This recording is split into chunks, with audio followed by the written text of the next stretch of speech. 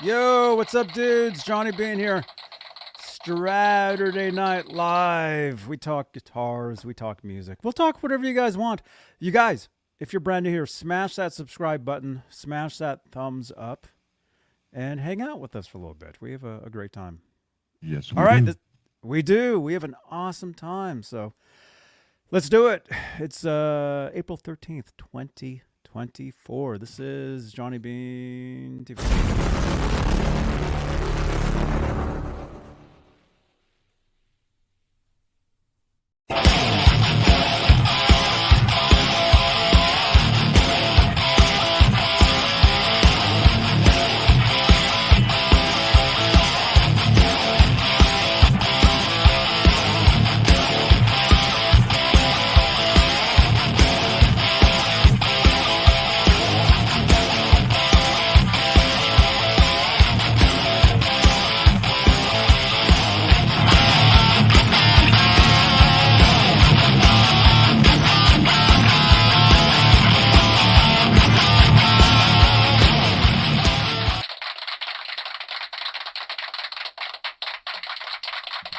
Yo, what's up, dudes? The Johnny Bean Podcast. Oh, yeah, this is a podcast, huh? That's what it says. I forgot. That reminds me. Yo, what's up? Ron Gunner. Is this a family? Is this the family edition? Yeah, it must be. Welcome you guys to Family Feud. I am your father.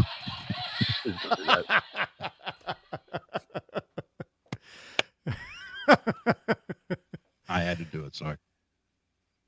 That's all cool. So you guys, Ron Gunner is here. Look at that. Brand new studio.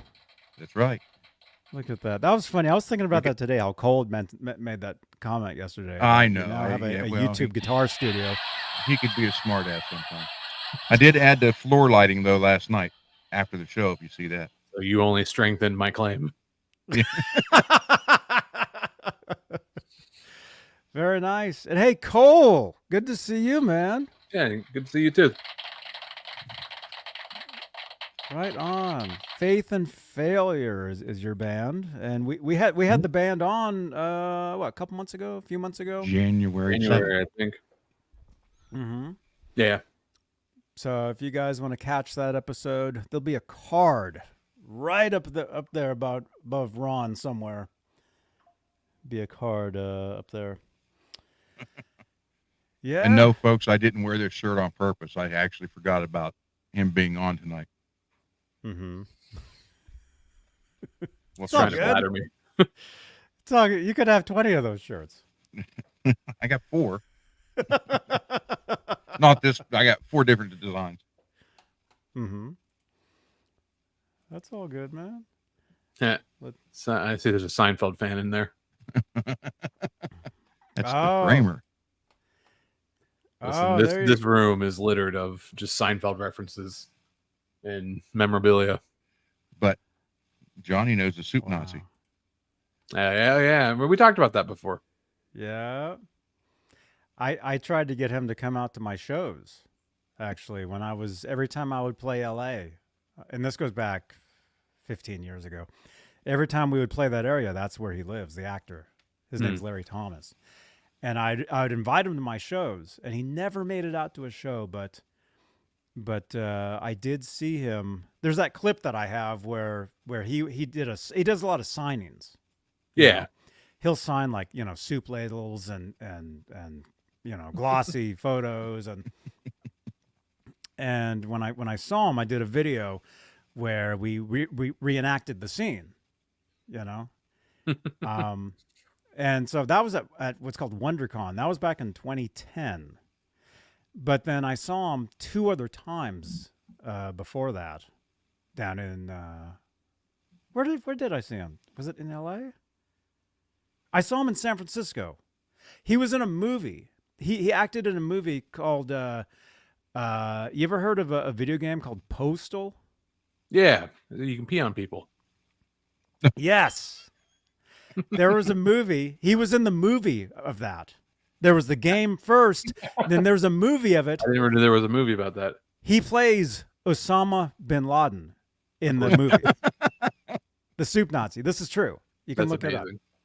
You can look it up. And being a Seinfeld fan, you might want to look into that because it's Well, yeah, I mean, it's related, right? It's also Postal. I mean, Yeah. it's a hilarious so- video game. I went to the screening in San Francisco for that, and he was there. And so that's where I first met him. But it's funny because we became friends. We actually became friends on MySpace. That's how we first Ooh. met.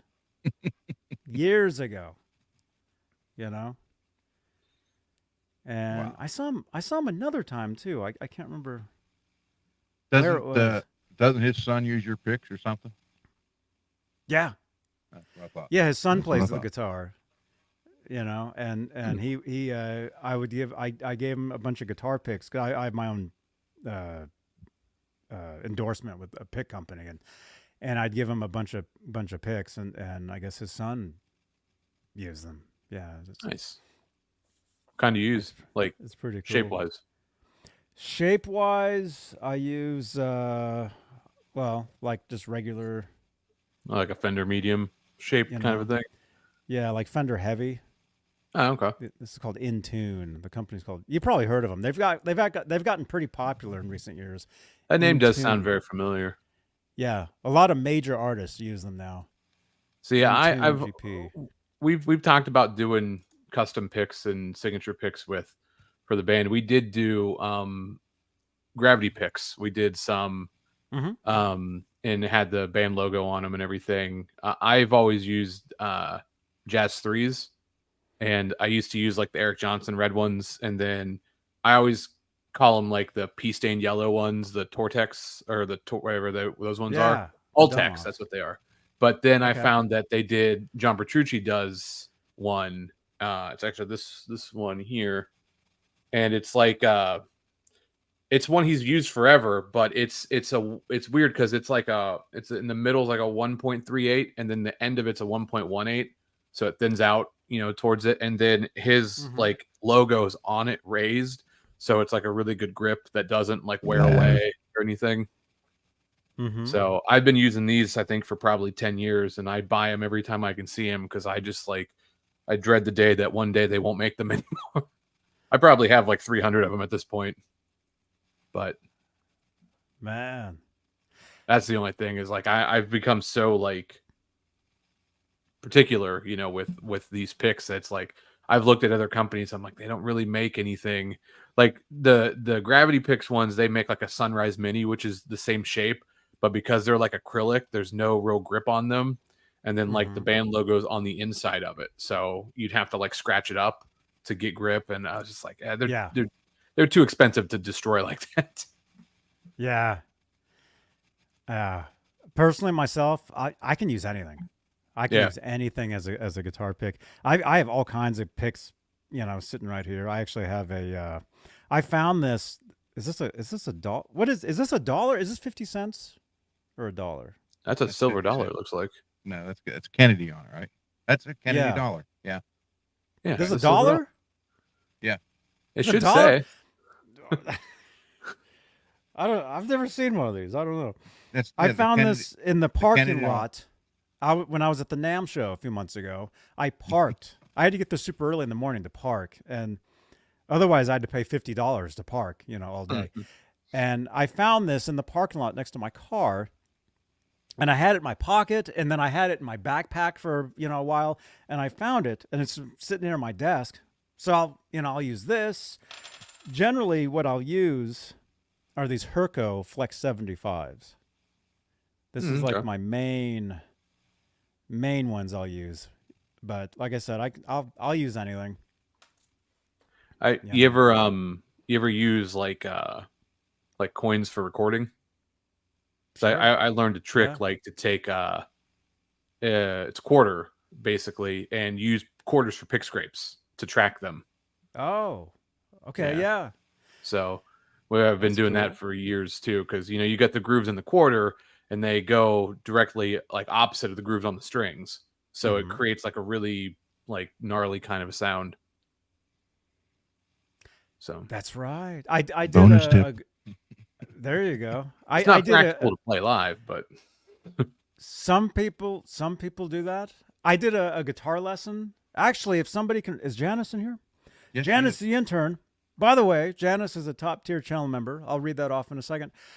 I did a video years ago on the channel here where I did a guitar lesson. It was just a pick scrape. That's all it was. But I called it like an airplane sound. yeah, Because you do it real slow and it sounds like a plane flying over, like, zzz, you know? And I remember I used a quarter for that lesson, oh yeah, scraping. Yep. And this goes back 10 years. Like Oh, 10, yeah. 10 years ago I did that. Yo, look at this. Ron Gunner. Do you know that guy? I think he looks familiar. He's been a member for 6 months here on the Johnny Bean. It's the fabled guitar, the fabled yellow ESP. That's right. Yeah. Well, hey, you guys. Welcome, everybody. Don't forget, smash that thumbs up, you guys. We got 10 thumbs up. So we got about 33 watching currently. And let's go ahead. Let's say hello to the top tier of channel members here on Johnny Bean YouTube channel. Channel membership. It's a great way to help support the channel and support these shows. And the top tier are the executive producers. They are currently Sherman Callahan, CC, Nova 9, Michael Smith, Music Therapy Laz, who I saw in the chat. I hope you're feeling better, man. He had the sickness Dun, dun, dun. a couple weeks or whatever. R. Habs, Warlag, Fairfield Guitar Co., Majestic, PB&J Cat, who actually I was talking to earlier. I just did a 5-hour Twitch marathon stream today. And Majestic was over there. We were playing GTA. I was eating a cheeseburger. We talked all types of stuff. And Janice, Lala, the intern. Oh, Majestic, there you are, man. Hey. So Janice, can you remind me about the video? Can you send me a tweet? We like to keep in contact on Twitter. And by the way, Cole, I see you're on Twitter. That's cool. Yep. Twitter is it's awesomeness. I've been on there. According to this, I've been on there since 2008. That's quite a while. But Janice, if you could send me an X on Twitter at Johnny Bean, that would be that. Damn, 47 months. What? Laz. Look, Huh? Laz. 40's been a minute, hasn't it? Oh wait, can I highlight that? Member for 47 months. How many months is 47 months? 47. Right on. Music Therapy Laz. You're feeling better, right? I hope you're feeling better. Are you doing a show tomorrow? All right. Janice, thank you for the tweet. Just got that. And I got Janice. Does Janice, do you have a headset? Because I know you always listen like with earbuds. When you're on Laz's show and when you were on here with me, New Year's Eve. I was just wondering if you have just the earbuds and use the microphone from the phone or the laptop. Waiting for an answer. Majestic, member for 30 months. Right on. Yeah, by the way, if you're a channel member, you have every month you have a free, basically it's like a shout out where you can click a button and the screen pops up and says how long you've been a member. Okay, So she says she has earbuds. Earbuds. Janice, I'm sending you this. What is that? Headset? It's, Oh, that's like a Logitech. Yeah, 11. 11. 11. This, I bought it, didn't use it, don't need it. So if Johnny's got your address, and if you give him permission to send it to me, I will mail this out to you. It just plugs in USB, and then there's the USB adapter. And you can hear one ear, you still have one ear open to hear everything else, and you got a microphone. Oh, wow. There you go. Very cool. It's going to mess up her hair. Oh, Laz.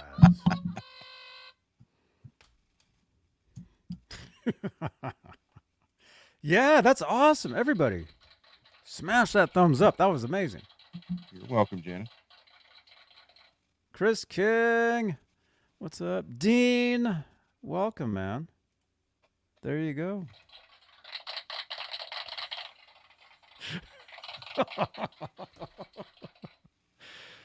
Right on. Very cool. Let's see. I know I had said I'll space out these announcements. That's something I've been meaning to do for about 9 years now. Let's see. Let's just do a couple more. This is a podcast on Spotify, so make sure to tune in. We're also live on Twitch. Hey, we're live on Facebook. You can help support the channel with Facebook stars. And one last one. We're live in the exclusively Van Halen group. We're live in the EVH Gear Fans Live group. And we're live in the Johnny Bean TV group. There you go. And Chris King, I'm glad you found us on another Facebook page because, like I said, I had to stop streaming to that one particular Facebook page because I had to open up a channel to stream to other places because I'm realizing we're getting more and more people, all these other places. By the way, that reminds me, we do giveaways here on the shows. Tonight, we're going to do a couple giveaways. But to participate in the giveaways, you must gave something away. You must be a friend of Ron's. And you must be in the YouTube chat. That's the only way the giveaways work. We do a random number generator. So you must be in the YouTube chat. And we'll give away a couple things tonight. Cole?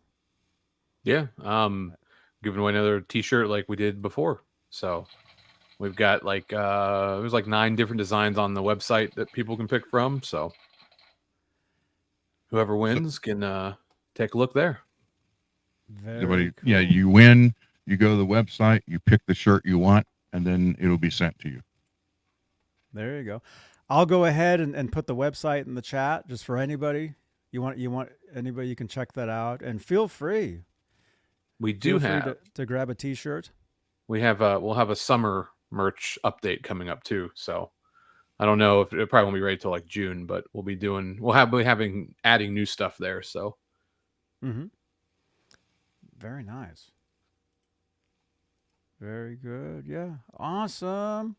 Yeah. So Cole has agreed to give away a Faith and Failure T-shirt, and then I have this capo here that I bought this a week ago or a couple weeks ago. I bought it for myself because all my capos are like 25 years old and they're disintegrating and whatever. But so I had bought this and it's been sitting there in the Guitar More for a while. And then I thought, yeah, I can just get another one. So we'll be doing a giveaway for this as well tonight. Ernie Ball Access Capo. So somebody can win that. And then next Saturday night, we're doing a giveaway for the WS-80 Licado guitar wireless system. This is very cool. I did a demonstration video on this, and there'll be a card right up there on playback, probably. If I can remember. If somebody sends me a tweet. Janice. At 19 minutes. Okay. Dudes. She's the greatest intern there is. She is. I agree. So last night, I know we had talked about possibly doing the Friday show, which maybe we'll still do if I can remember. Last night's show, according to Ron, was supposed to be an hour and a half later. No, right? 10. Well, it was either 10 or 10:30. Your time. Yeah, here. Yes, Eastern time.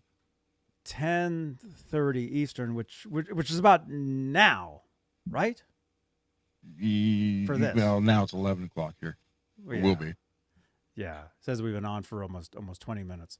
Yeah. So we're thinking about moving the Friday show. Well, the Friday show is normally 8 o'clock. 9, Yes. 10. Is that 2.5 hours later? Well, if you go 2:30 or 5. 10:30, yeah. That's why it's confusing, because for me, it's 5 o'clock Fridays. Yeah. Well, it would be 7 or 7:30 for you on Friday, Yeah. just like tonight. So that's roughly Which actually we decided to do, and that's why I told him, 10:15, and I'm sitting there and I'm going live. Like, huh? I Welcome thought to the something show, happened. Cole. Right. Yeah, I mean, I was like, whoa, wait, something's breaking news somewhere. We're going live.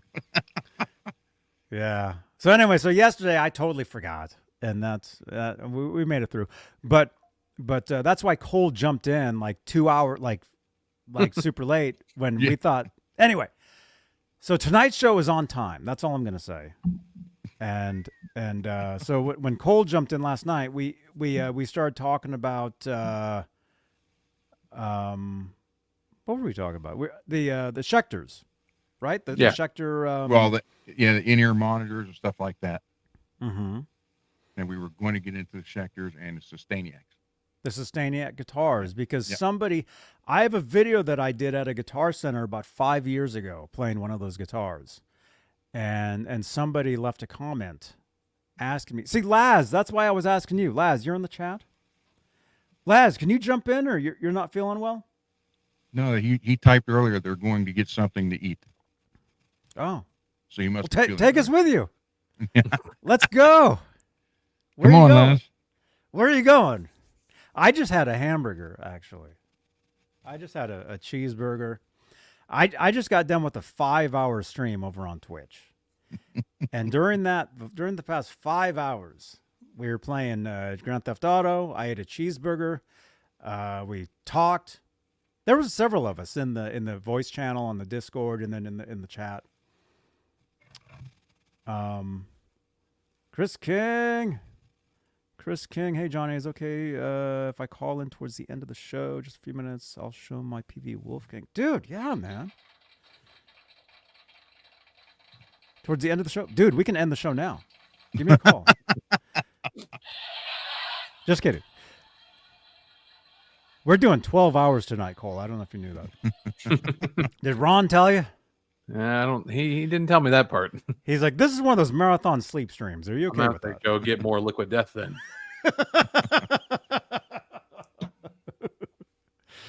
Look at that rack of Schecters behind him. Oh man. Yeah. Yeah, But Old T. Neal. But he's got to show his Jackson with one of the first Sustainiacs. yeah. So That'll be I don't know, cool. whenever you want to start talking about Sustainiacs now. Sure. Yeah. So anyway, so I did a video at Guitar Center about 5 years ago, and somebody left a comment on the video just a couple days ago, and they were asking me questions about those guitars. And they were asking about the different colors that are available and other stuff. And I had mentioned, we have a friend, his name is Laz. He goes by the name Music Therapy Laz in the chat here. Oh, he's at a restaurant right now. He's at a restaurant now. I'm with my wife. That's okay, man. Come on. I know Ladany. Let's see what you're eating. Yeah. I'm gonna send him the link because he won't be able to resist. I'm gonna send him the link. See, Cole, we like to do really weird He took us things. shopping one time a couple weeks ago. He took us shopping to a grocery store a couple weeks ago. He crashed a cart into a lady. Yep, that's right. That's a replay of that. I'm going to send him the link. There we go. Jump in just for 2 minutes. Okay, he'll probably do that. That'll be fun. So anyway, so some guy left a comment asking about those guitars, and our friend Laz, who's currently at a restaurant right now, he has a white Schecter. Hellraiser. What's it called? The FR Sustainiac? Sun Valley. Well, being Sun FR, Valley. right? Oh, that's Sun right. Valley. Yeah, you mentioned Sun that. Valley. Sun Valley Super Shredder. Sun Valley Super Trooper shred. Trooper Shredder. It's hard to Super say. Shredder. Like So mine, he- but I don't have the Sustainiac in mine. Ron, come on. I'm Got it. trying to tell him. Cole was saying every guitar needs to have a Sustainiac. Listen, it's a fundamental, like, it just says you have a pickup. One of them has to be a Sustainiac. Dude, what It's you just can the do, coolest thing. you can do exactly what Nigel Tufner's Les Paul did on Spinal Tap, right? There you go.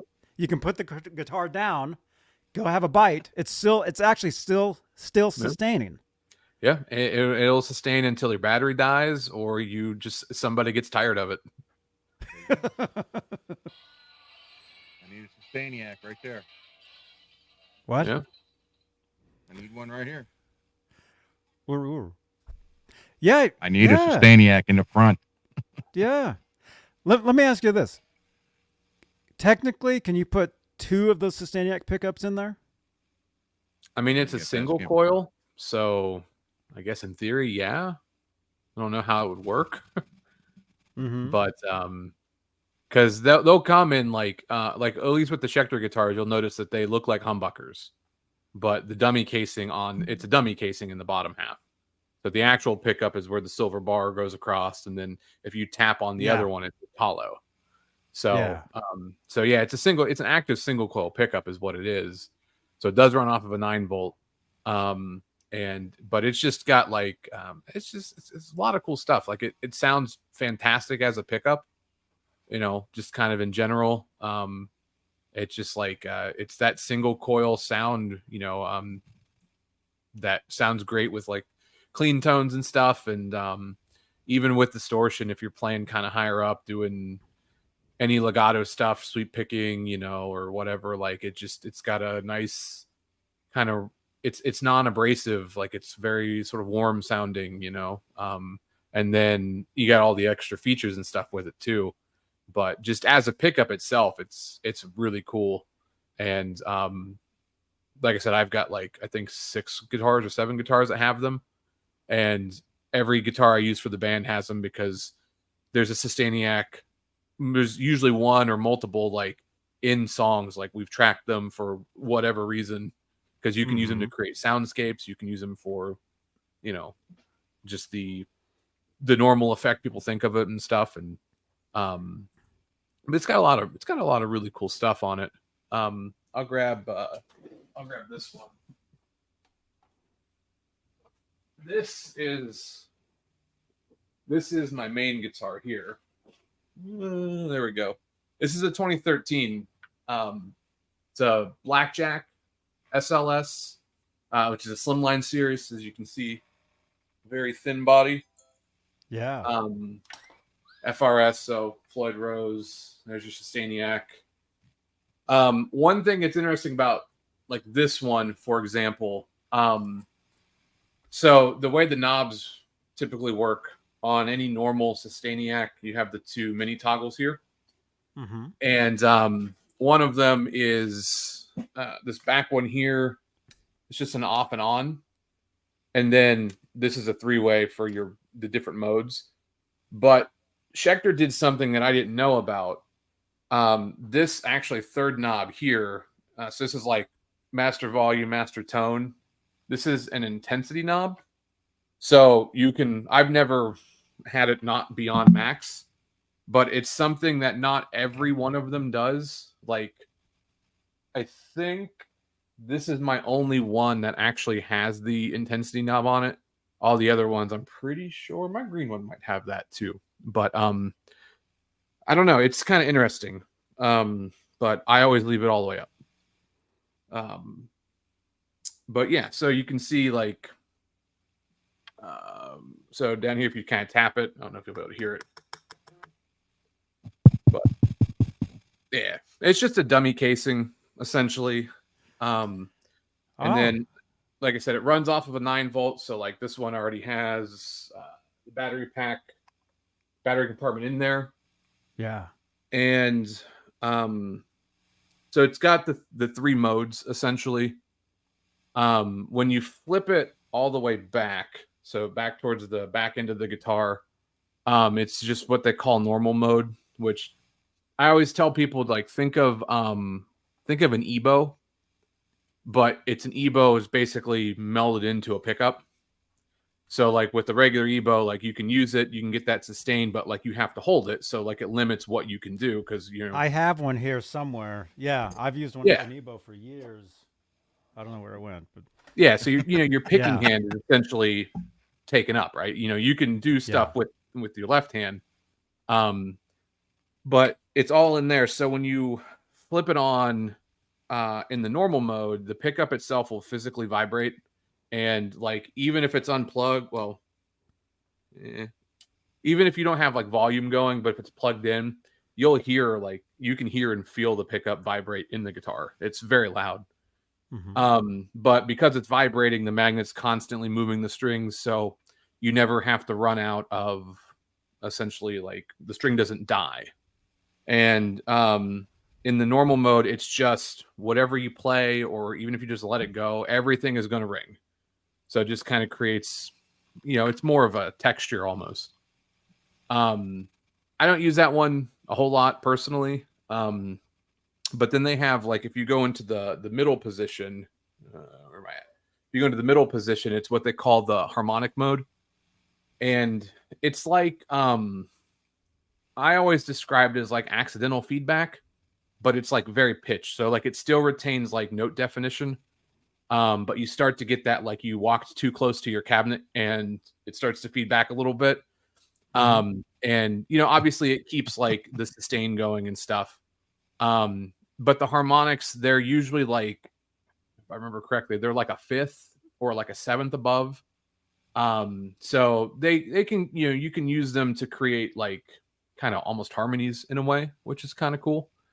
That one I like to, I do on some things. But what's really cool is like if you run that mode, you grab a note and then you flip it to what they call the mixed mode, which I always call like the dime bag squeals. Like it's that really high pitched feedback. And when that starts to happen, like you start to get like more, it becomes way more intense and way more noticeable. And it, I think the harmonics are more like thirds above it. So it's a little bit more musical.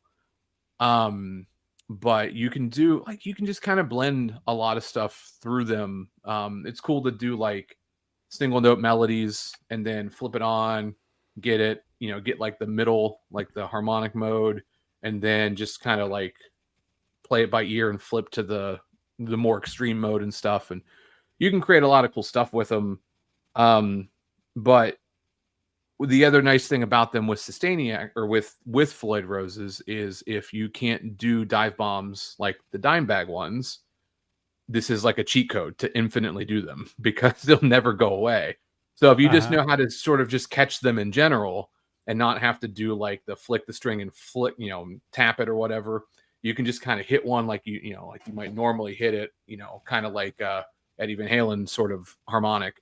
But you flip on that mix mode and it all of a sudden starts to sound like those really high pitched ones that Dimebag did. And they don't ever go away. So if you learn how to play with them and sort of mute the other strings you're not using, you have like such like amazing control over what the instrument can do. And it's like it's so much fun to do. Oh, that's awesome. Yeah. Yeah, Laz in the chat here saying his guitar. Oh, he just sent in a photo of his. Let me see. Maybe it's a similar. Here, I'll show the body. His is a white guitar, but he put stripes on it. Oh yeah, it's the Sun Valley ones. Yeah, it's the Schecter Strat basically. Yeah. There you go. Then you see those switches down there. Yep. Yeah, that's cool. Yeah. Yeah, there's so much cool stuff you can do. Yeah, I mean we use them everything. I always we play a game. So the other guitar player in the band, Aaron, I got him into Sustainiacs. So he's got I think 2 Schecters at this point that have them. And so even like tracking songs, like we'll track harmonies and stuff, and we'll record Sustainiacs in a harmony. So we'll do them live. and we'll both hit dive bombs and stuff. And it's really funny because we just like our bass player just like side eyes us the whole time. So we do it. It's more of like a game. Like how many times can we annoy him during a set? Because like people in the audience love it. Like, you know, you hit like a really cool dive bomb and rip up on the bar and or even do slow ones or whatever. You know, they work really well with like bends. Even like people just like go nuts because like it's this really cool sound, and you know they don't, you know, they're not catching the magic of sort of what's happening. But like I'll just like peek over and like he's just, you know, our bass is just staring at me. He's like, "We get it. You have a Sustainiac." He's they like, make come one for on bass? already. Huh? Do they make one for bass? I did see that they on the guy's website that they do make one. I've never seen one, so I don't know if that's like a new thing. But but I know like they make, like obviously they make guitars. They make a 6 and a 7 string version, and then you know, like the black one like this. So like if you see them in a Schecter or like Solar has them in as an option in models now.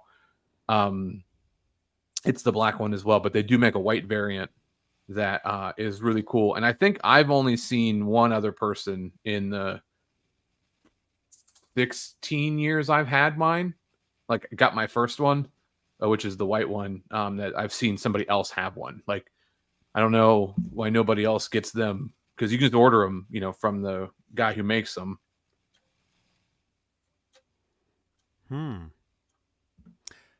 Is there a website we should go to?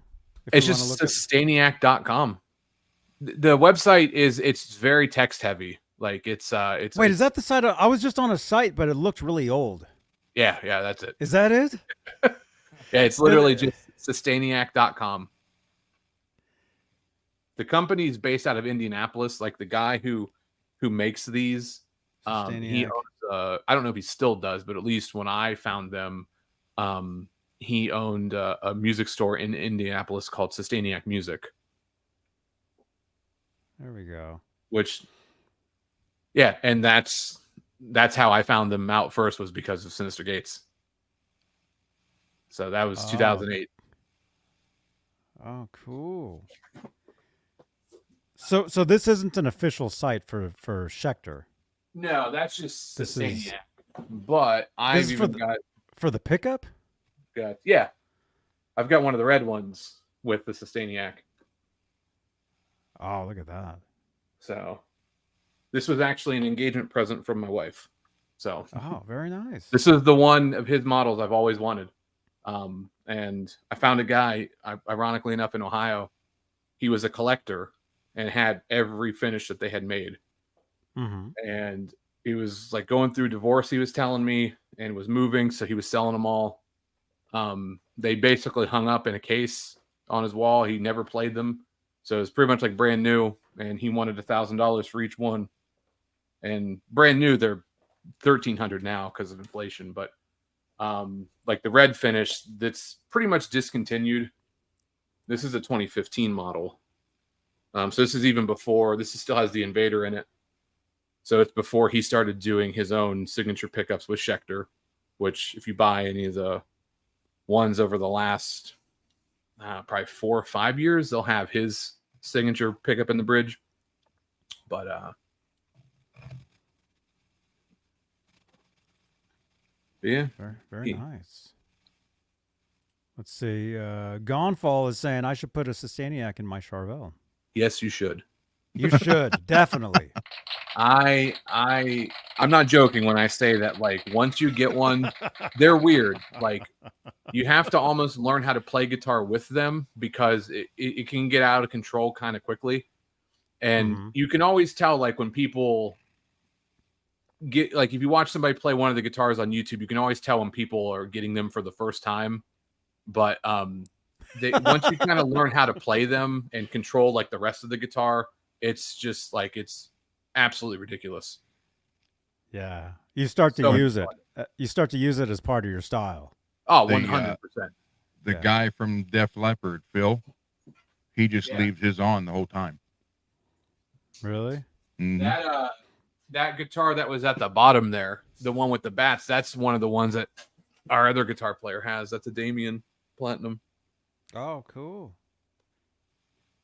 Oh, that's the one I fixed for him a couple months ago. Yeah, but he took out the EMG. He put an Invader in the bridge. That's cool. It looked like that's what was in yours, right? Well, yeah. I mean, so that's part of the Damien line, which one of their things are the bats, so kind of a la PRS.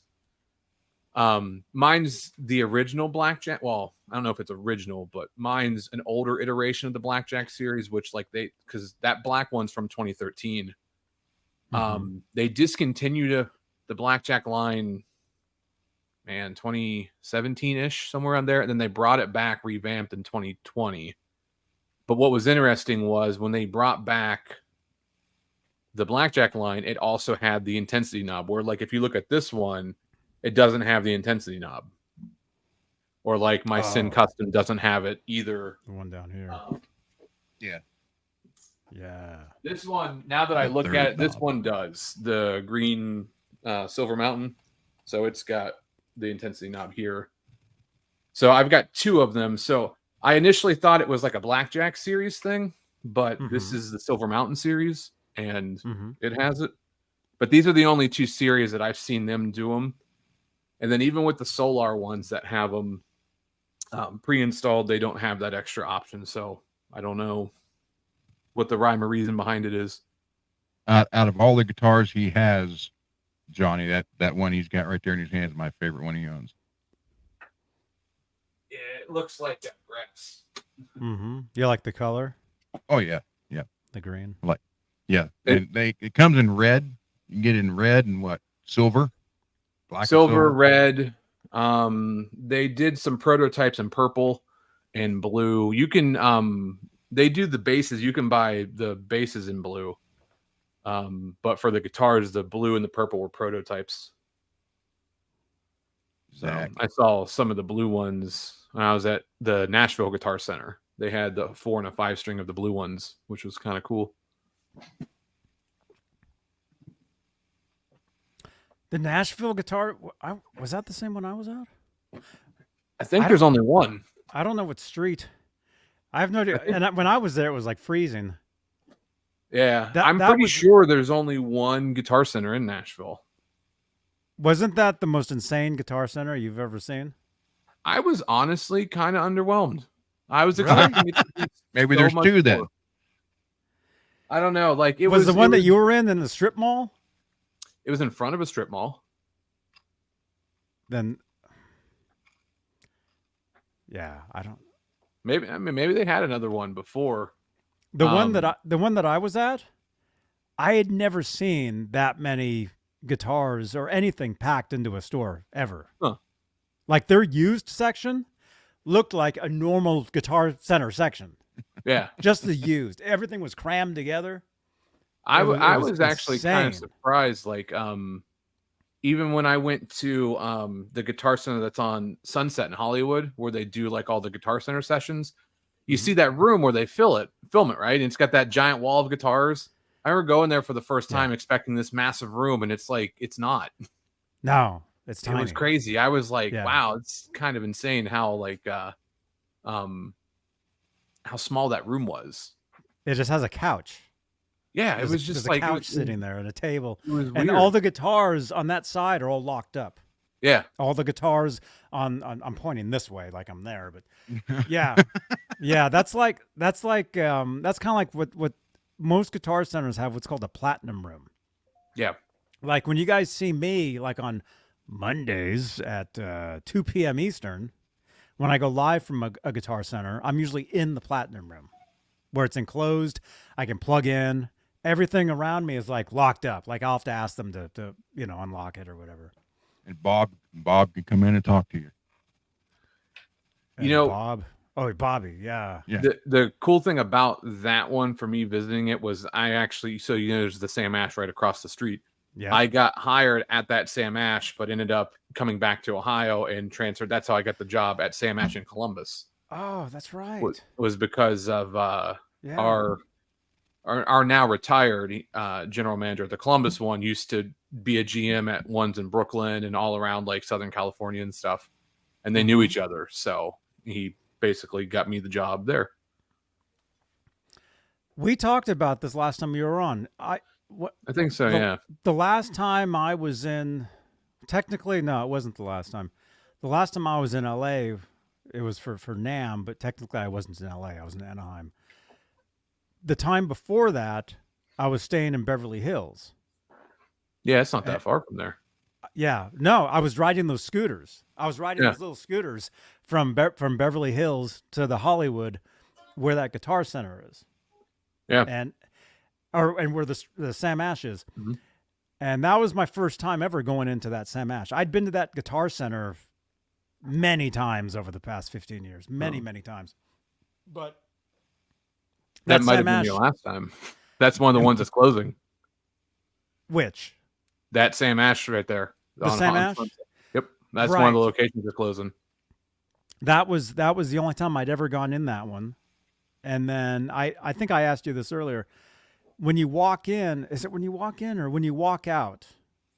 Right there at the entrance, they have all these photos of dogs. Mm-hmm. Yep. I think I said something. I mean, it's you walk in and walk out because it's just the one door. But yeah, it's right there on it's like a bulletin board. Yeah. Because it's where the security guy sits. There's a security guy there. Yep. Yeah. Yeah. And then recently they opened up a drum store, a Sam Ash drum store right across the street. Yeah. Yep. So yeah, I used when I went for my interview there, I did the free parking at Guitar Center across the street because I wasn't about to pay like Hollywood parking prices to go to a job interview. And it was really funny. My boy. I go to Guitar Center to use the bathroom, really. I mean, right. Well, what was really funny was the girl I was dating at the time went to California with me. So she was like, well, I'm just going to go to Guitar Center while you're at Sam Ash. So when my interview was done, I walked over there and I found her. She's like behind the counter, like grabbing stuff off the wall. I'm like, what are you doing? They're like, oh, they told me I could come back here. I was like, all right. So it was a cool place, but I was very surprised at that room because when they do all the sessions and stuff there, like they make that room look like it's massive and it's like the size of a living room. It's kind of crazy. Yeah. Well, I'm in a living room. There you go. It's tiny. Here it looks huge. Right. Exactly. Yeah. Yeah. Yeah. It was fun. I got the one my dad wanted me to show you. It's my one non-Schecter and the elusive white Sustainiac. Cool. Look at that. Someday I'll have that guitar from him. No, you won't. My favorite thing about this Rhodes is really actually the headstock because of the perfect dot right here. Yeah. And the perfect dot on the tuning peg. Oh, that's cool. I like how the logo switches colors because it goes through the dot. And but yeah, this is the first nice guitar I ever bought in 2008, and it was a limited thing with American Musical Supply.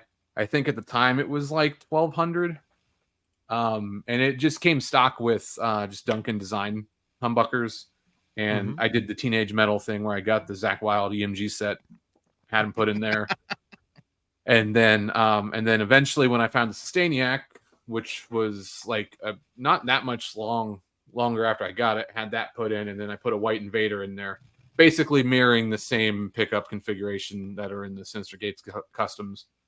But this is the only, I've seen one other person actually have this guitar, and it was in a Facebook group. And what was weird was he took a bunch of like senior pictures almost with guitars, but like he's not in high school. He took a picture with this guitar, and then he took a picture with senior citizen pictures. Yeah, he took a picture with the Mockingbird I have too, and it was so weird because I saw two pictures, and he has two of the exact same guitars as I do. So, but yeah, I've seen one video in total on YouTube where somebody has a white Sustainiac. But yeah, Yeah, they're cool. Yeah. You normally see them in black. Yeah. So Yeah. I mean, it fit perfectly because it just matches the the whole polka dot Look at that. aesthetic. Yeah, that's cool, man. I told him, Johnny, that needs to be cool. down here, and I can hang it next to the Sandoval. This one's been beat up a little bit. I've I'm gonna, you can see the edges there. It's the only thing I hate about like V's. Yeah. Is the edges are easy to get cracked. I did color in some stuff with Sharpie at one point. I don't know where those marks are, but it was funny. I was telling him earlier when I got this one out. I judging by the tuning that this is in, I haven't played this guitar since probably 2016. It's been in the case, and it wasn't that far out of tune, which was kind of crazy because it's just a Jackson Rose replica.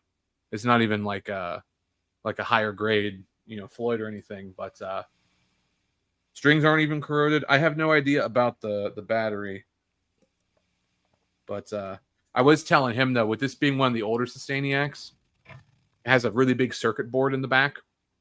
So with this guitar coming with passive pickups originally, it has no battery slot.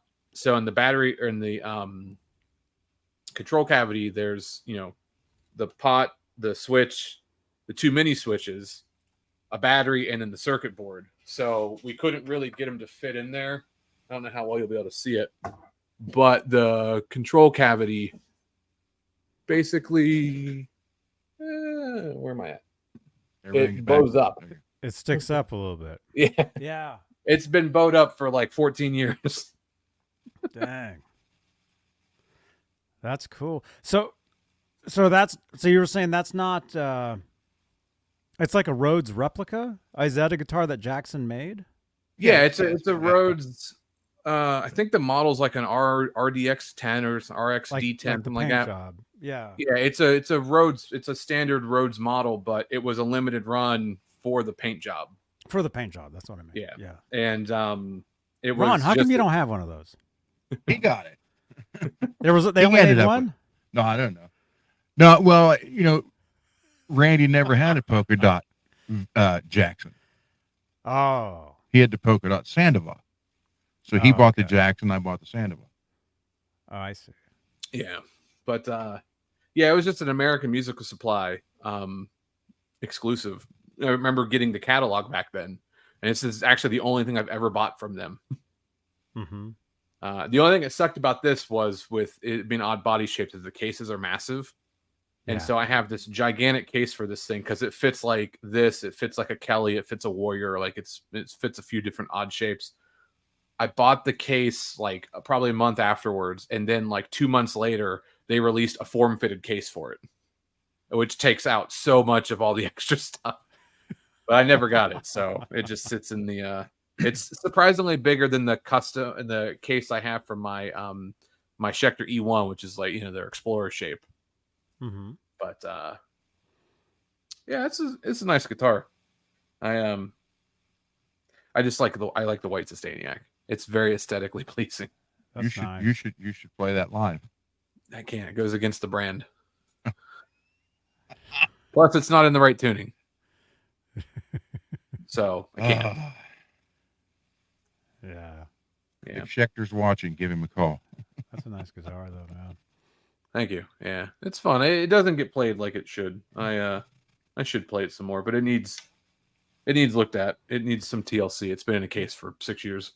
We know somebody on the call here that would gladly play that in their YouTube. Yeah, and room. If I'm not careful, it'll disappear.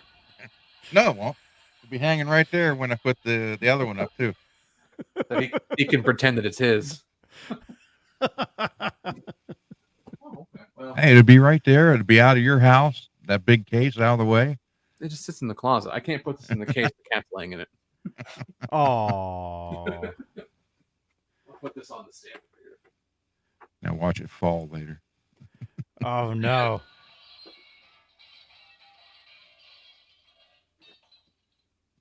Dang. Nah, it's all good.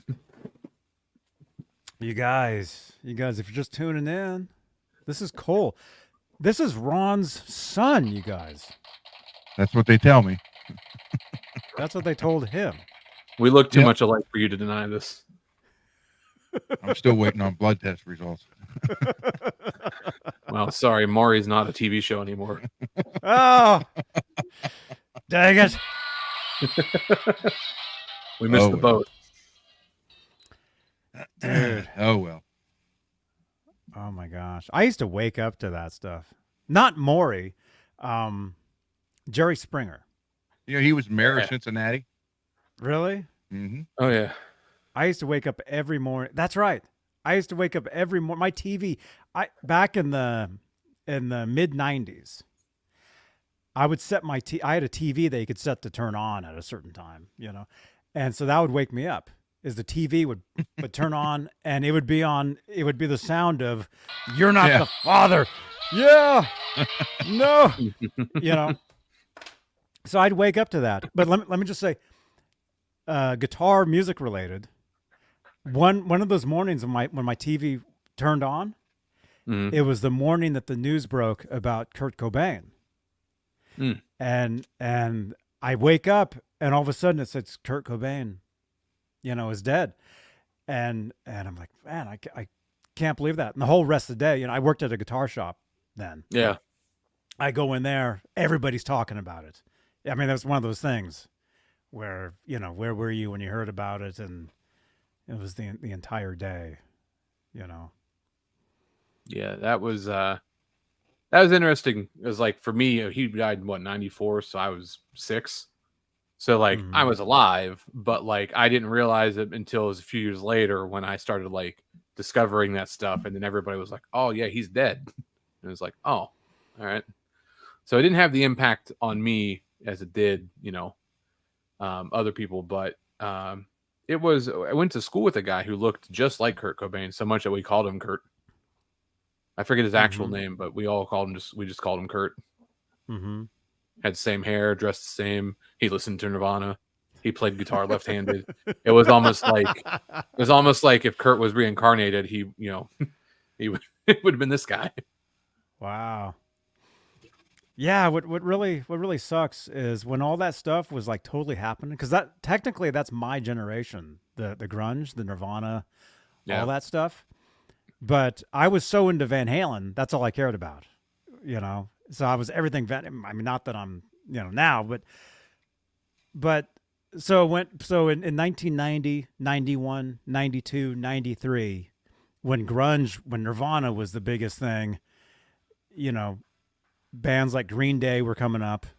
Mhm. And I think I told you this before. I used to sell guitars to them because they're from here, you know, Yeah. or Berkeley. So I used to see them. I used to talk to those guys all the time, Billy Joe and Mike Dirnt. And the bass that Mike Dirnt played at Woodstock 94, he got from the store that I worked at. I was there. Huh. when we gave him that guitar, or when he bought that guitar. And if anybody knows their Green Day history, he played it was a Kramer, Ron. Actually, it was almost the same Kramer that Michael Anthony was jumping on top of on that video. It was a similar thing. So anyway, the guitar has green knobs, and I was there when the owner took the green knobs out of the drawer and put them on the guitar as Mike was about to leave, Mike Dirnt. Hmm. And that guitar now is in the Rock and Roll Hall of Fame. So it's pretty Oh, cool. okay. So a guitar that I saw, actually, a friend of mine helped put it together. But anyway, where was I going with this? I don't know. See, I could just talk. I can just. Janice must send him a tweet. I can. Yeah, it's crazy. I didn't meet them, but grunge, right? Yeah. yeah. I have like a 3 degrees of separation kind of a cool story like that. So Eric Clapton lives in Columbus. He lives in Mhm. Dublin, which is where I teach. Mhm. And so when I worked at Sam Ash, the guy he's now the store general manager, but he was just like, I don't know, it was some sort of a manager at the time. But he used to work at the Guitar Center that's like a mile down the road in Columbus.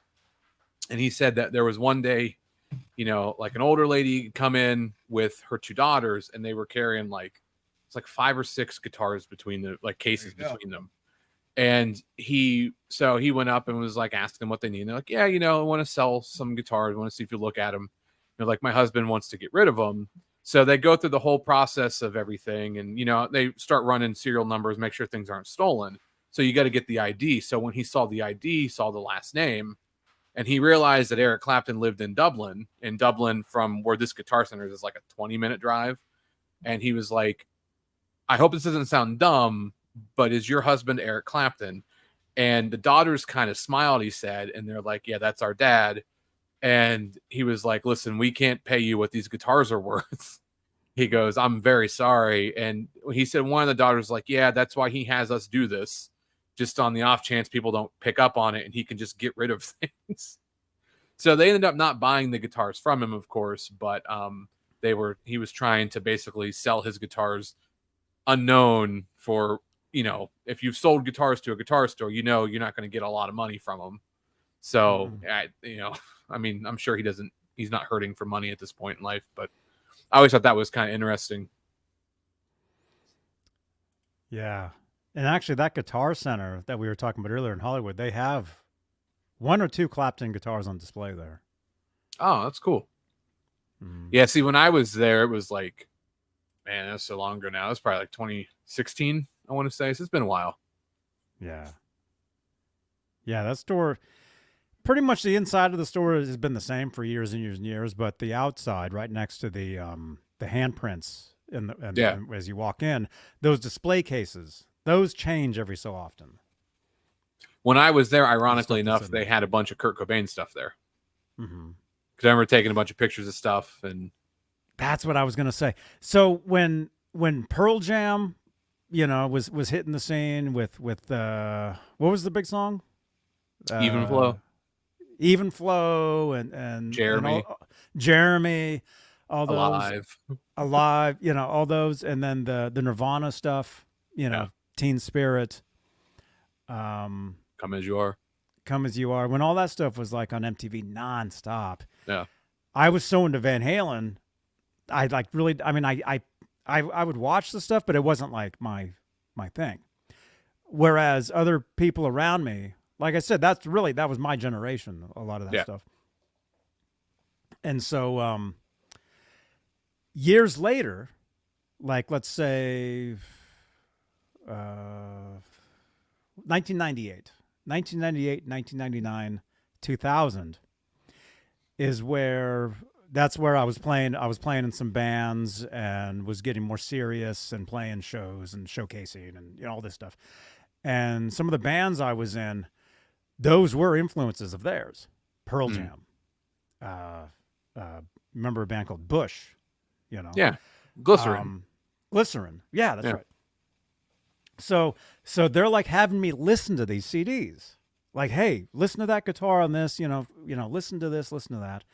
So I went from wanting to be Eddie Van Halen to wanting to be Andy Summers from the Police to want to basically having to become myself, Eventually that's what happens in a band is you end up hopefully developing your own style. You take from all different sorts of things and you end up molding into melding into hopefully into something, somewhat original. And, but anyway, so a lot of those grunge albums I didn't appreciate back in the day when they were first happening. Years later, I started looking at the stuff and I'm like, this stuff, I understand it. I get it. I tell people say Kurt Cobain, oh, he wasn't a guitar player. He sucked. Kurt Cobain, what he did for music was a major, major game changer in the world of, he was a songwriter who happened to play guitar. Right. It's like, I always draw comparisons to like the Beatles. Nobody in the Beatles you would consider a virtuistic player of their instruments, but there would be like virtuistic songwriters, so you learn how to play well enough to get what is in your head out. And that's what Kurt was like. Nirvana's not, no one's listening to Nirvana like you're going to listen to Dream Theater. you're not going to be blown away by song structures or instrumentals or stuff, but everything that they did was just like so unique and so catchy that like, it's just like you can't turn away from it. And it was the exact right place, exact right time for that. Oh yeah. If it wasn't for Nirvana, I mean, every step of every band that comes out, the band that becomes the biggest thing at the time, there was a reason for why they happened at that particular time. Yeah. I've always just been like, I like Nirvana a lot. I was always a big Alice in Chains fan, just because they were a little bit more, they had more of a metal side to them. But like those were the two I always like jokingly call like Stone Temple Pilots like fake grunge because they're from San Diego, not Seattle. But they've got some good stuff. But yeah, like Pearl Jam would probably be my least favorite. Although Pearl Jam gave us Scott Stapp in some amalgamation, so we got Creed, which is fine. Cool. I mean, not really, No but way. they sing very similar. So I assume that there was inspiration there at some point. But Best band back then was Nickelback. See, Nickelback's not that bad. I don't understand why people hate on them. Listen, when Silver Side Up came out in 2001, I was in 8th grade. We went to a band field trip. We used to go to the mall. We would play at the mall for like 3 times a year, and we would go and play at like 10:30 in the morning, and then we would stay at the mall the rest of the day. And Matt, the guy who plays bass in the band, we stopped at an FYE and he bought Silver Side Up, and he had his Sony Walkman, but he had like the speakers that you could plug in, not just like headphones. And we were all listening to Nickelback on the way back. That's cool. Yeah, it's good times. Yeah.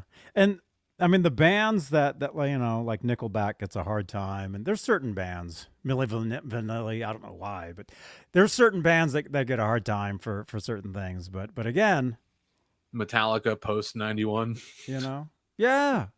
I mean, hate to say it, you guys, but if you can get to that level of whatever that is, I mean, that really is quote unquote, making it. Although there's different levels. There's different levels of that, but if you're in entertainment, if you can get to any kind of level where you're known and you're remembered, and it's not that terrible for whatever that is, that speaking of getting known and that level, you remember you might not, John, you're not old enough, I know you don't, the band The Guess Who? Yes. Okay. Who? Burton Cummings, the main songwriter, main singer.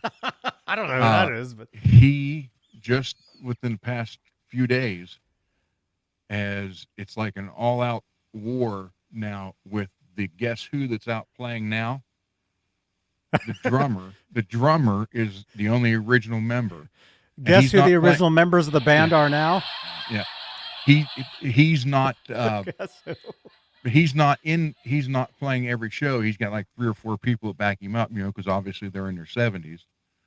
But Burton Cummings owns all the music, so he slapped a lawsuit on him because he calls them a fake band. He calls them a fake band. And he's stopping them from playing all the hits that they had nothing to do with. That's going on. I mean, literally right now. It's like sounds like the Eagles would do. I can see that, but I can also see like, is he out there playing songs? Is he out there touring? Every now and then he does some. So he does his own band. Is there 2 different versions of the Guess Who? No. There's just a version of the Guess Who that has the original drummer. But he's not. He doesn't own the name. One of the guys who came in later ended up with owning the name. You have to guess who owns the name. Yeah, that's it. So he owns the name, but he wasn't on any of the original records or nothing. But Burton Cummings owns he bought the entire catalog back. They sold it years ago, and he bought it all back. So he now owns all the What's stuff. their songs? They have at least one song that we know. These Eyes. Great. Now that's stuck Yeah. in my head. Yeah, that one. No,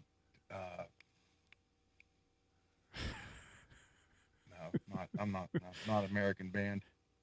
They had. Yeah, that's a Guess Who. Is it? Okay. We're an American band. Yeah. We're an American band. That's the Guess Who, right? American Woman. American Woman. Or American Woman? Yeah, that's them. Oh, you mean the Lenny Kravitz song? Yeah. Yeah, the Lenny Kravitz song. That's the Guess Who, right? Maybe. I only ever knew it. It was GFR. Well, who's that? Oh, that's Grand Funk. Well, what songs did they? I just know it. I know that was a cover of Lenny Kravitz, but that's when I grew up. So I was like, oh, Lenny Kravitz wrote American Woman. And then when I got older, I was like, oh, he didn't actually write American Woman. But I could just see the music video, that clip that they would show in, like, when they would run the infomercials for the Now That's What I Call Music CDs. Yeah. And whatever one of the earlier ones had that on there, there's always that shot of him like shirtless on like top of like a Volkswagen band van playing guitar. It's like always just like stuck in my head every time I hear that song. What, Ron? I did. He was like, He the last got 10 slapped minutes. with a Last he 10 got minutes, your slapped with dad a was like, copyright. the Guess Yeah. Who? Yeah, I didn't Yeah. know that was a band. I just knew of The Who, and then the Mongolian band The Who, HU. Oh. Yeah, It's there's a lot of interesting. bands.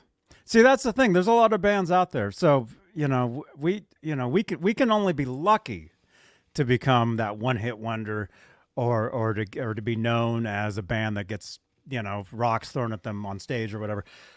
I mean, that really is, I mean, in this world today, if you can get to that level.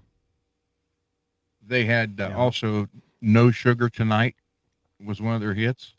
No Sugar Tonight, something, Yeah, something, and then something. No Time. These are all the songs they play No like at 3 time. a.m. on those commercials that say by K-Tel. Yeah. No sugar tonight. Dun, dun, dun, dun, dun. These eyes. Dun, dun, dun, dun, dun, dun. Yeah, American Woman was 1970. But anyhow, he owns all that. Well, now and she's he's- American Grand Woman. Well, Oh, here she is. but what they're saying is, he's like he actually called them a fake band Mhm. because I guess the drummer had nothing to do with the songwriting back then. Well, do drummers ever have anything to do with the songwriting, really? Just like the bass players. Depends on the Regardless, band. yeah. I mean, Sting was the bass player, So yeah, that's the whole thing. He's got a lawsuit out about that. So Mhm. so can you still go out as the Guess Who and not play any of the hits? And not, Find out. and what? And the way he's got it written, all those hits that they're known for, Mhm. they can't play. I think they could go out there and not play those hits. But if you're going to go now, But guess who would be going to those shows? Yeah, I mean, you're going 50, 60 years later to see these guys, and they're not playing anything that you know. How long is that going to last? I already don't know any of their songs. I knew These Eyes, and I didn't know that it was them. I just know they say These Eyes and they mumble a bunch of lyrics afterwards. It's these eyes, dun dun dun dun dun dun. Dun, dun, dun, dun, These dun, eyes, dun, dun dun, dun dun dun I'm dun. crying. That's all it is.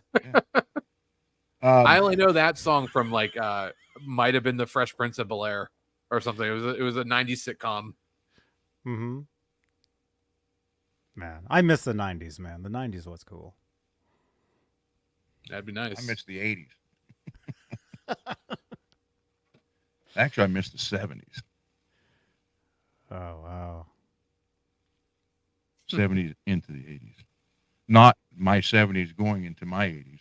I'm talking about. And say you'll get there So will you. after you.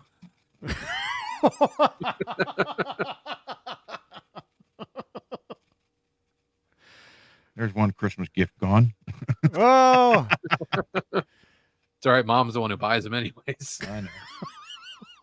oh my gosh. There's This two. is turning into Maury Povich. Ah, you said it's Family Feud earlier. It's like a literal Family Feud. Let's see. Wait a minute. Uncle Raymond is saying Mitch Ryder lives about 10 miles from me. I used to load packages on a UPS truck for his house. Mitch Ryder. What band was he in? Wasn't it called Mitch Ryder? He's a singer, right? Johnny, you know who the original guitar player was for the Guess Who? Guess Who was the original guitar player for the Guess Who? I know this. No. The original guitar player. There was who was the singer? There was a singer. Burton Cummings was a singer. Wait, what band am I thinking of? I'm thinking of some other band where the singer. Janice, can you figure this out? Janice says most of her songs are copyrighted in 1992. It was Randy Bachman who started Randy Bachman? Who started Bachman Turner Overdrive. He was the original guitar player through all those hits with Burton Cummings. No way. Mm-hmm. I know who he is, man. You know why? Because he opened for Van Halen. Everything goes back to Van Halen for me. See, Cole. Wait, are we taking a call now? We're not ending the show yet, Chris. What time is it right now in Australia? It's tomorrow. They're a day ahead, aren't they, at this point? All right, quick. We'll say hello quickly. Wait a minute. Hello? Hey, what's up? Hang on. I wish I could figure this out. How do you do the volume on these things? I know. I'm trying to be. You're right, mate. You're right. Wait. Can I open this on? Can you open Facebook Messenger? Sorry, you're looking at my ear. He's right here. This you guys. This is Chris King. He's in Australia right now. Good day, mate. Hey guys, how are ya? Say hello to.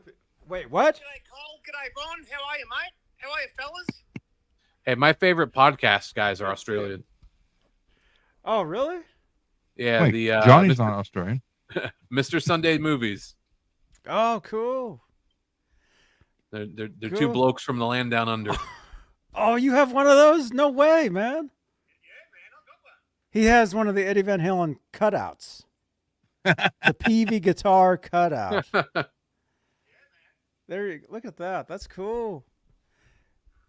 Dude, is there can I answer these calls on regular Facebook? Look, Johnny. Oh, I love Eddie, man. I love Eddie too, man. I've even got my sewer shirt on. Dude, it was 10 years ago that I met Eddie. Yeah, I know. It was exactly 10 years ago when I met him. Yeah.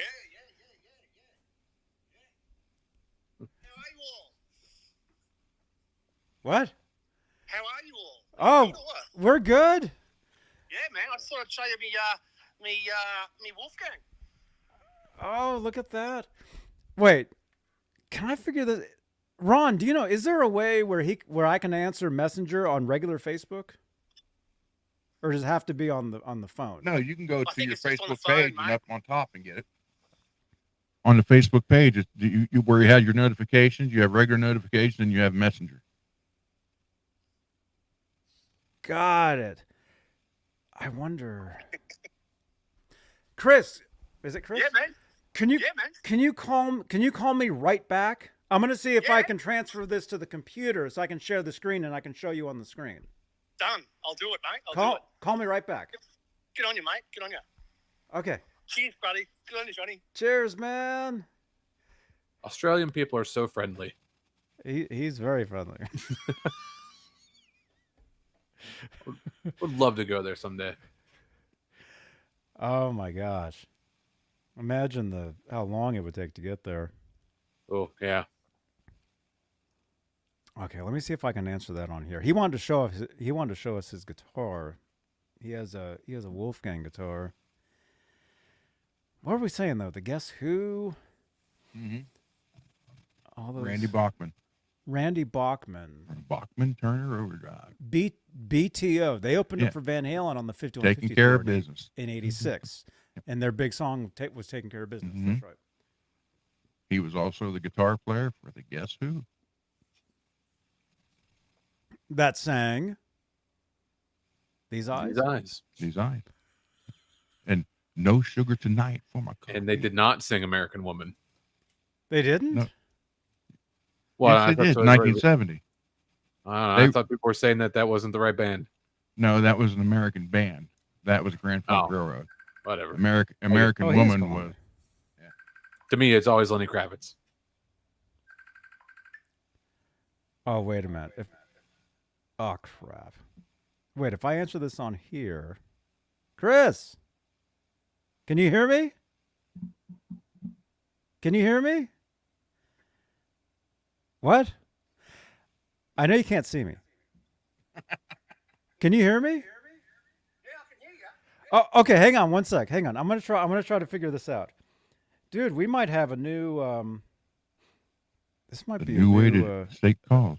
a new way to take calls. Exactly. If I can share the screen on the messenger call, which I can. Look at this. Look at this. No way. Is it working? Chris will be. Chris King. There it is. Hey, Chris King. No way. Look at this. rock and roll. Rock and roll. I can't believe it. We got Australia here. Look G'day, at that. Tom. G'day, Ron. How you doing? Pretty good, man. I don't think he can hear you guys. He's in Australia. I'm in You can hear Australia, me man. though, I'm right? in Kangaroos and stuff. You can hear me, Chris. Right? You can I hear can me? hear you fine. I can hear you. I just can't Dude. see you. I know I'm the black screen right there. That's all right, man. Can you see me? Yes, Let's we go. can. Yeah. Oh, look at that. Look at that, man. That's a 1999 Wolfgang PV. Oh, dude.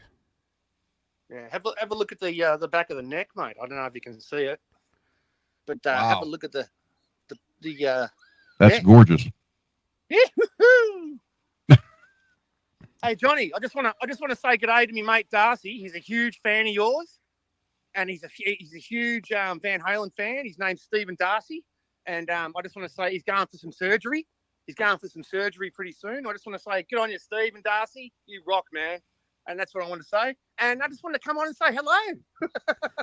Right on, man. Yeah. Yeah, I mean, man. all the I can't best. see you. I don't know if you can see me, but I can't see you. But that's I okay. I see- can hear you fine. I see Yeah. you. We see you. You're on Cool. the screen. You're on the show. Oh, We cool, have cool. we have you on the show. So I got keep my your pants toothpick on. this time, so I can talk. Yeah, I got my pants on too, man. he sent us a disturbing photo recently. And yeah. He pulled his pants Oh, down you under. guys. I didn't He see wanted me to picture send it of to you. Ron, but Yeah. Still don't know why. Dude. Yeah. I wouldn't Oh my try gosh. and buggy your show up, Johnny. I wouldn't try and buggy your show up, mate. That's yeah, that's all good, man. Just thought I'd come on and say good day anyway, and just show off my Wolfgang. That's all. Very good. Very good. Can we get you call it a walkabout, right? Yeah, that's a walkabout. That's when the Aborigines go walking and they don't know where the hell they're going. Can we see like Australia? Can we see Yeah, like man. I'll show you. Yeah, sure. It's in the afternoon here. It's afternoon time. So here you go. look at this. This is Australia. This is the future, Marty. Hey, man. The future. What is it? Sunday afternoon there? Sunday morning? Yeah, Sunday afternoon. I'll tell you Sunday the time. afternoon. Man. Yeah, Sunday afternoon in the park, man. I'll tell you the time. Ask- It's, Ask him what 2 the o'clock. 2 Powerball o'clock in numbers the are. afternoon. Yesterday. Who won the big game? Which We need big to make game, some mate? bets. It's always a big. What's that? I'm just kidding. I don't know. The football game. That was last year. But yeah, man. Flush the toilet. What? Last Oh, year. yeah, The the water, one- the water Yeah, turns the other way down there. Oh, The water goes It the other way does? in America. Yeah. Yeah. Can we it's a see your southern toilet? hemisphere thing. Yeah. Can we see your toilet? Can we see you flush the toilet? How ours goes clockwise, theirs goes You counterclockwise. ready? You ready? Yeah.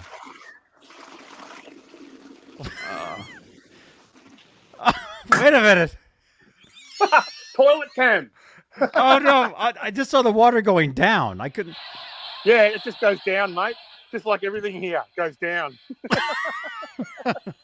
I do want to point out somebody in the comments asked why he wasn't upside Yeah, I down. know. Appreciate I know. that. You have to show me your toilet now, Johnny. Oh, you want to see my toilet?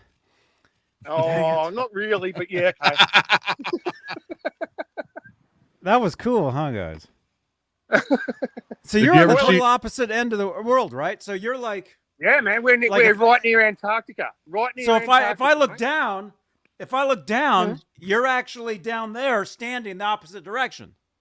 He's in hell. That's why we say down under. That's Dude, why we I can't say believe down this. Under, mate.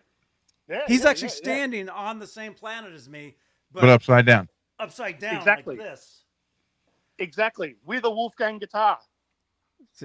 Dude, I can't believe you have that, man. That's awesome. I do. I offered 10 grand for this the other day, and I said no. Wait a minute. Is this Wilbur right here? Is it what? Wilbur. Wilbur, that's Chris. Is that the guy you were talking about right there? Wilbur woke two. Wilbur, what are you on about, mate? I don't know what you're on about. Oh, I don't know. I don't. Welcome, Wilbur. Thank you. Wilbur. Wilbur's a horse, isn't he, Mr. Ed? Wilbur. No, Wilbur was Wilbur's the owner. the guy. Yeah, Wilbur was the owner. Ah, right. Wilbur's I don't know who the you're owner. talking about, mate. The horse was named Ed. Yeah. Yeah. Who later on Come on, became Wilbur. a cool guitar player. Yeah. You know how they got the guy to talk, right? The horse? Peanut butter. Yeah. How? It's pretty bad. They would shock him. Put the finger up his bum or what? Well, they said they would stick a carrot in his bottom, but also no. I think they had like wires attached to his mouth, and they would like shock him to make his lips move. Really? Well, I don't know. I think I heard that. It's pretty sad if that's That's true. weird, man. I never Hopefully saw no not. wire. What do you think about that, Mr. Ed? Oh, Wilbur. I don't like that, Wilbur. Yeah. Unplug that toaster, Wilbur. Hey, Good thing they didn't have last time microwaves. Ron was asking me. Ron was asking me about Steve Irwin, and my phone was running out of battery. So I've cleaned up. I've met Steve Irwin. Okay. Did you? I've No met way. Steve Irwin. Yeah. And when we met each other, because I was walking out of his park in Queensland, and he tooted me, and he goes, "Come back." So I stuck my thumb up to him and said, "G'day, mate." And I went back to him, and we looked at each other, and we both went, "Crikey!" Here, do you True want to see story. me? I think you can Yeah, see me man. if I do that. Oh, there we go. Hey, there we are, dude. There you are, man. Hey, Johnny. What's Hello, up? brother. Look at that beautiful sky behind me, man. It's awesome.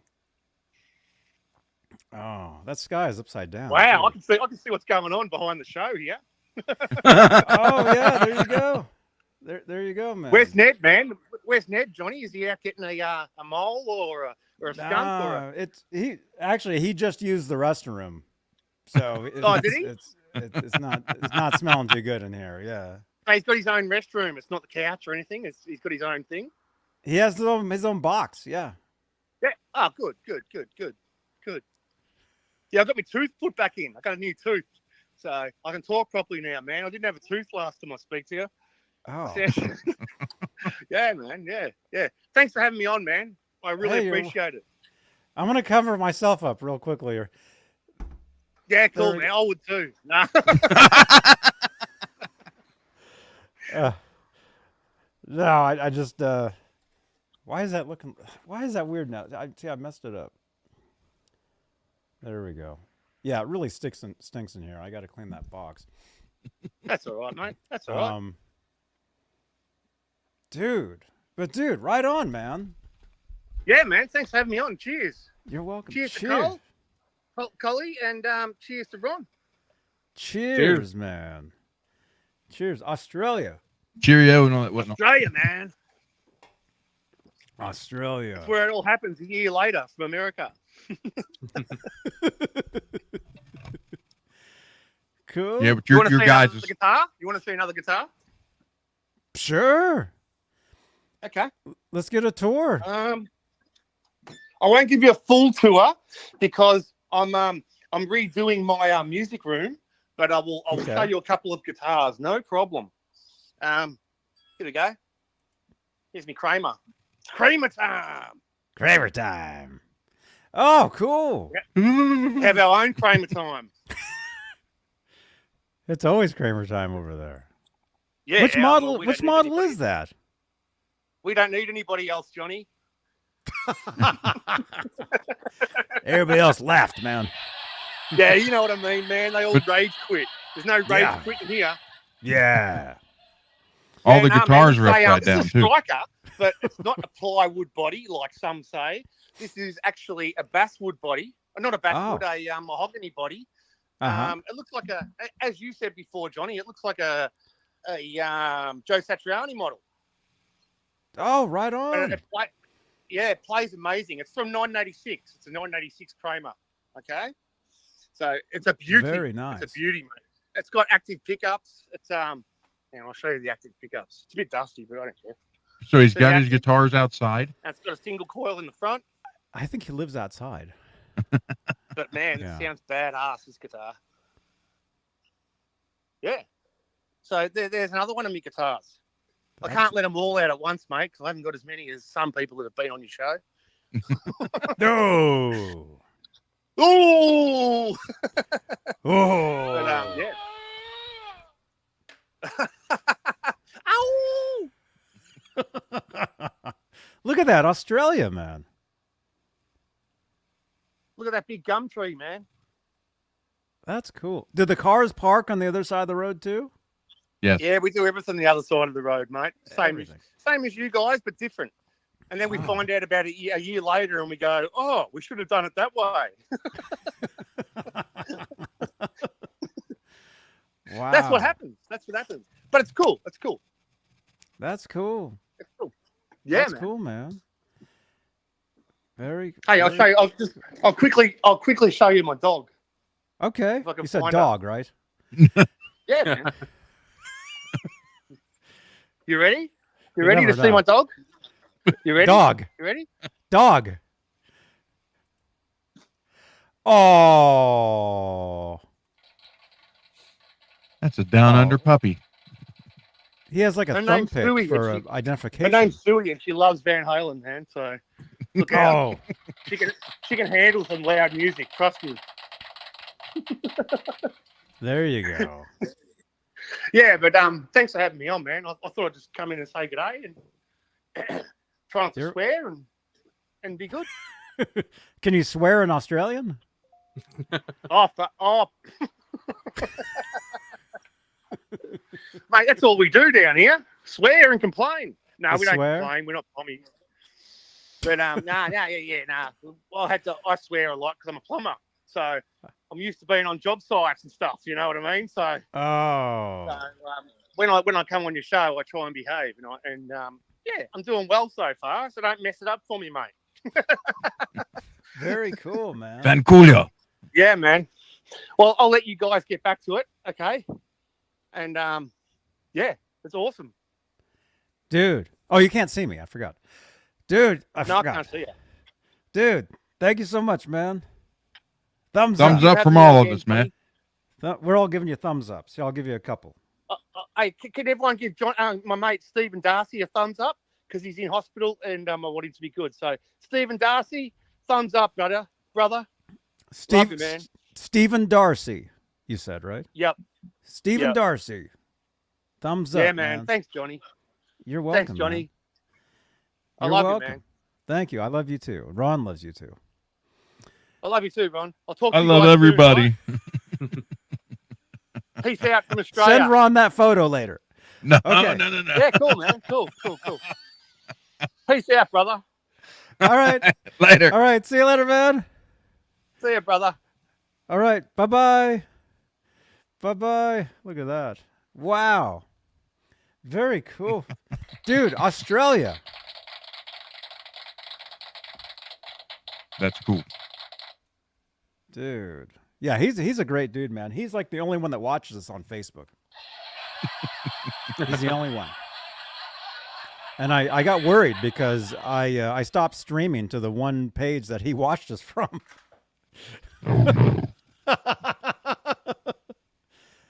But luckily he found us, apparently.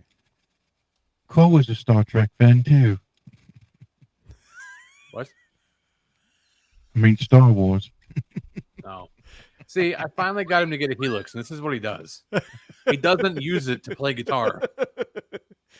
He uses it to make stupid voices. Yeah.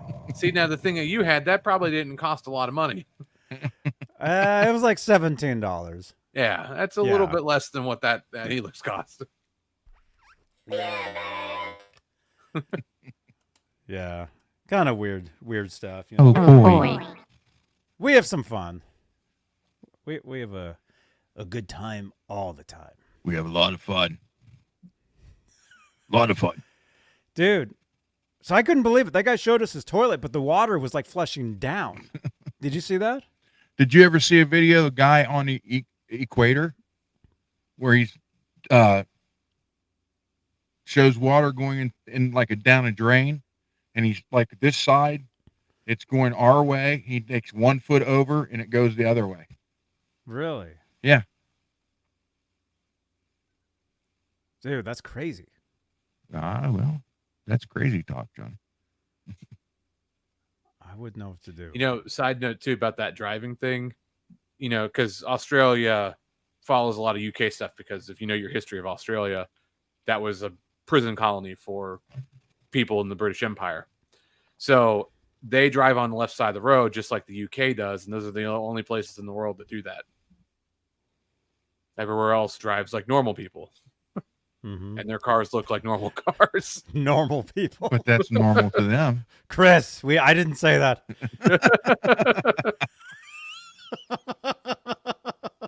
We love you, Chris. Yeah. Australia. How far away is that? That's a ways away. That's the other side of the earth. I've had some. I have a lot of where I teach. We have a lot of families from India, and so it's a very similar trip to go to India as to Australia. And I've had some of them who vacation in Australia, and they said to India it's about 14 hours in total of flights. Australia is like about 16 to 18, depending on sort of how many stops you have to have. If you catch a good tailwind.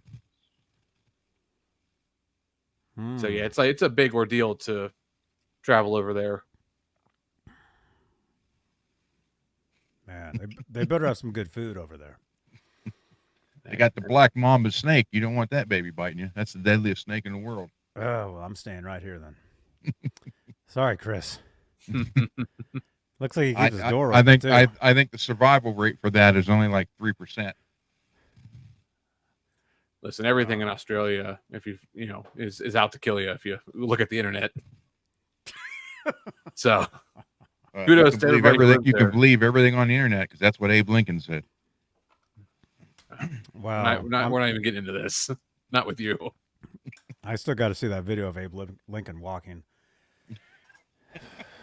The Passerby, gotta watch. or season 4. Janice, can you send me a tweet reminding me to watch The Passerby Twilight Zone? I gotta Season see 4 on Pluto TV on demand. On Pluto. Okay, I have Pluto. Yeah. I have that. Yeah, And I got you on the Pluto. He got me on the Twitch, and I got him on the Pluto. That's right. Music Stream is saying, breaking news, you guys. There's going to be an unreleased Van Halen song this year, an instrumental. So, Music Stream, keep me in the loop with that, please. You have my number. Hey, let me Looking ask forward you to this. hearing Thing. that, man. I'm always very curious because I know it from the Joe Dirt joke about being a Van Halen fan, not a Van Hagar fan. You're looking at us. So, who do you prefer, David Lee Roth or Sammy Hagar, or does it matter? He hasn't heard that question before. I've actually haven't heard that today. Well, the only reason I ask is because the singer in No my chance. band is he likes Sammy Hagar, and I'll admit That's right. I've never listened. You guys were on to- here. That's Yeah. right. I liked I've- that guy. I remember Yeah. him. I don't think that I've heard Van Halen music that they did with Sammy. And when I think of Van Halen, I think of everything with David. Mm-hmm. Truth is, I usually give the speech once every day. So you got to memorize now. Yeah, I know it. The truth is, when I first got into Van Halen, it was because of Eddie Van Halen. The first record that was brand new at the time was called 5150. Sammy Hagar was the singer. So I bought that. Although I did know the Jump, the Hoffer Teacher, the Panama songs because of the music videos. I thought the videos were funny, but I wasn't a fan of the band. I mean, not yet, anyway. So I bought 5150. You know, and the song that Ron, your dad loves, Why Can't This Be Love? You know, I heard that. I'm like, the Dreams, you know, they're great songs. This is great stuff. Right after that, I bought the first Van Halen record. Yeah. You know, which is the one every diehard fan says, this is the album. This is it. You know, this is it. I grew up on both albums. I dug back and bought every previous record up to that point. And to me, yeah, there was two different versions of the band, but it was all Van Halen. It was all Eddie Van Halen. It's all the same members, aside from the singer. It's all Michael Anthony, all Alex. So really what it comes down to is whatever mood I'm in at the time is what I listen to. Like, say I get on a kick, you know, for the Hagar stuff, I'll listen to that. You know, if I'm sitting here late at night, I open up YouTube. It's on a Van Hagar video. I'll watch that, and then maybe, I'll listen to more of that. Same goes with the other side.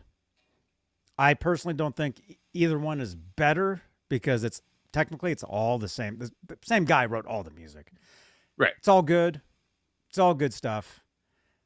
I run a pretty big Van Halen group. I do see the arguments nonstop. People, I basically babysit senior citizens is what I do, because all they do is complain in this group about, Roth is better. You hate Hagar. Hagar's better. Roth can't sing. Hagar, can't sing, or he can sing because he's still out there performing now. The guy's 75 years old, you know, or whatever. So I love all of it. I love Sammy Hagar. I love David Lee Roth. I think it's all good stuff. And the fact that we're fighting about all this and the band doesn't exist anymore shows you the impact of that band and how important they are to rock music, to guitar, to everything. Right. You know. It's if Sammy didn't join the band when he did, who knows what would have happened. Right. The band might not have survived after that. Right.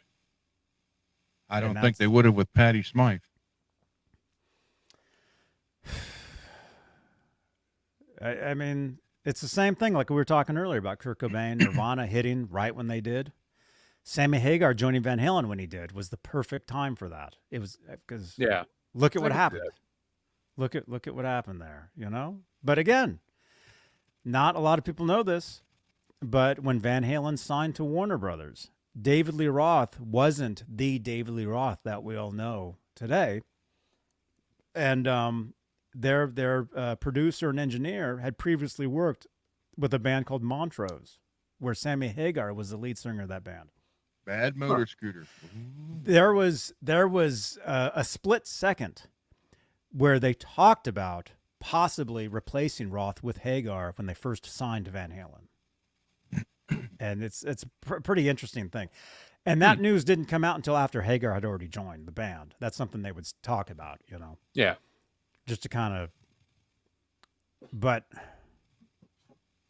if Roth wasn't there at the beginning, we wouldn't have got that. And therefore, it's the whole thing about the what do you call it?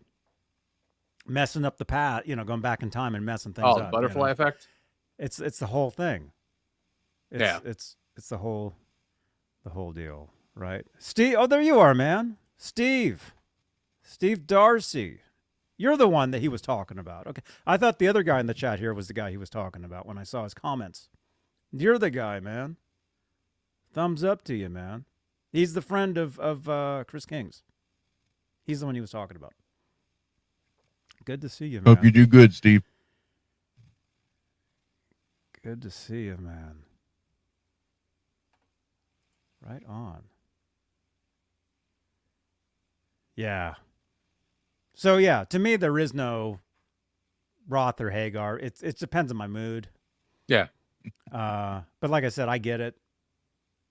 You know, like your dad getting in the band when he did, when Sammy joined, not being his thing. I understand that. And I heard new Van Halen music for the first time a few weeks ago. Mm-hmm. Van Halen 3. Never listened to that before. Heard it Mm-hmm. first time. Actually played it twice on YouTube all the way through. Mm-hmm.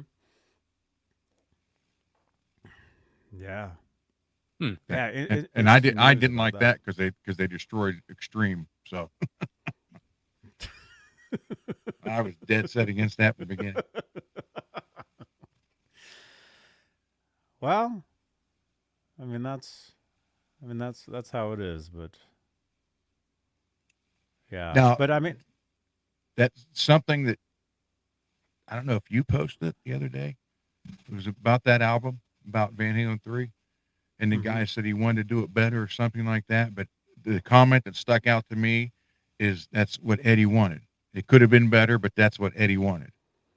Or that's something what like Mike that. Post was saying. That's what the producer of the album was saying. Is And that that stuck, that hit me like, because I remember you saying Eddie said he wasn't going to release anything till it was right. And then this could have been better, but that's what he wanted. That was the thing that just like hit me like a hammer. that's how it always was with Van Halen. Eddie wrote all the music. The way the songs would start was Eddie would have riffs, and he would jam on those riffs with his brother. And they would just jam and jam. That's all they would do is play together, jam and jam and jam, and come up with songs. Roth would come in, write the lyrics. You know, Michael Anthony would play bass, and basically, and any casual Van Halen fan might not know that a lot of their songs went through a lot of changes before they became what they were on the albums. Like if you dig back and you find demos, you find live recordings, you'll find them playing bits and pieces of songs over the years that didn't quite become until they became what they did, you know, on the record. And something Edward, because see what happened was at one point there was these two DJs in Iowa that got Eddie's phone number at the studio, and they would start calling him, and Eddie would answer the phone, and he would talk to them for hours. And some of that they would release. They'd play it over the air, and then they'd release it on the internet. So I have all of it, like a couple hours of these phone calls. And they would call. They called him one time, and he was obviously playing some music, like playing back some stuff. And the DJs are like, "Can we hear it? Can we hear that?" And Eddie's like, "Nope, not till it's finished. Not until it's basically until it's released." So that's the thing with all the Van Halen stuff. Is, you know, if it wasn't released, therefore I don't think Edward was completely happy with it, and therefore it wouldn't be out. You know, And Yeah, that's sense. my point. You know, if he was like that, but this Van Halen 3, the producer saying it could have done it better, but he didn't want it. Maybe I misread it, but it just seems strange to me. If the producer said, you know, hey, we can do this better or make it sound better, and he's like, no, this is good enough or whatever. Well, I don't remember the exact words, but that's like, wow, that was contradicting everything he did prior to that. Van Halen 3 really was Eddie's solo album, and that was that was really when Eddie really, you know, he felt he got his band back. You know, when the lead, you know, because for years they would talk about LSD, lead singer disease, how Roth had it, how I guess they said Hagar had it, and basically, I mean, it wasn't so much because see when it depends on the band, but when you have a band that's super you know popular, a lot of times the lead singer becomes the face of that band, like the image of the band. So, of course, David Lee Roth, major impact on the original era of that band. When Sammy Hagar came in, people that knew him prior, like you probably did. Mhm. Me, not so much. I know him from Can't Drive 55, but that's it. So you didn't know like Bad Motor, Scooter, and all that stuff from Not till Montrose? after I got Okay. into 5150. No, I didn't know that stuff. But so when Sammy Hagar came in, it's like, yeah, he's Sammy Hagar. So that's why a lot of the earlier Van Halen fans are like, nah. But then the third time when Gary Cherone came in, by that point, Eddie felt like he got his band back, and so he was calling all the shots. He's Mhm. writing all the music, doing this, doing everything, playing, most of the instruments is what it sounded like. And unfortunately, by the time they did the third incarnation of the band, the music that's back, the music scene was starting to change. Mhm. That's when the biggest things in the world then were NSYNC, Britney Spears, Aguilera, all that stuff. And the rock scene, again, was kind of changing into the heavier stuff. Creed was hitting the scene. Probably some of the stuff, I would imagine, that Cole, some of the stuff you probably got into, that's what I when grew that up stuff on. Yeah. was starting to happen, 1998, 99, 2000. Yeah. He had new metal, New Slipknot, metal. Limp Bizkit, Korn, all that stuff. Linkin Park. Yeah, Linkin Park. So unfortunately, for a band that's well established, making a pretty big lineup change like that, unfortunately, a lot of the hardcore fans, they just didn't. It didn't happen for them, and that was a major. That was a really hard thing, I think, for the band. Yeah, But that makes sense. It's not a lot of bands who. I mean, there's other examples where bands change lead singers and, maybe are arguably more successful, but that usually doesn't happen very often. no, but also things are different now, because when you look at Van Halen 3, that was what, 26 years ago, which was a while ago now. Oh, it's about 3 weeks ago for me. Or something. Yeah. See, back then, bands, there was still, record labels. There was that was really before the internet was starting, but it wasn't like now, where you can take control of your own stuff. You can release all your music yourself. I mean, look at this. We can go live Well, ourselves here. that's what they're doing. Yeah. See, none of that existed then. So back then, bands were still, putting out, albums, touring, all that. Now bands, you release a single, you release an Instagram, you release, a TikTok, and a band has so much more control now over what they release, how they release it. And there's still record companies. I mean, there's still all that, but it's not like it was. Yeah. Back then, where we got to get signed. I mean, there's still that, yes, but not. I mean, this now anybody. I mean, if you're lucky, if you're really lucky, you can put yourself out there and become the next singer for Journey, or Yeah. On YouTube. that's how they found him. Or Yeah, no, that's YouTube. how they found it. They found him off a video, and so it's a totally. I always think of like Breaking Benjamin. Ben, vocals of the band, at one point had fired everybody. And the guy who's the drummer for them since then has been there forever, is from Middletown, Ohio. And they found him doing drum covers on YouTube. Same with Avenged Sevenfold. After the Rev passed away, they had Mike Portnoy come in. He did the Nightmare album, or he finished the Nightmare album with them, and they did a tour with them.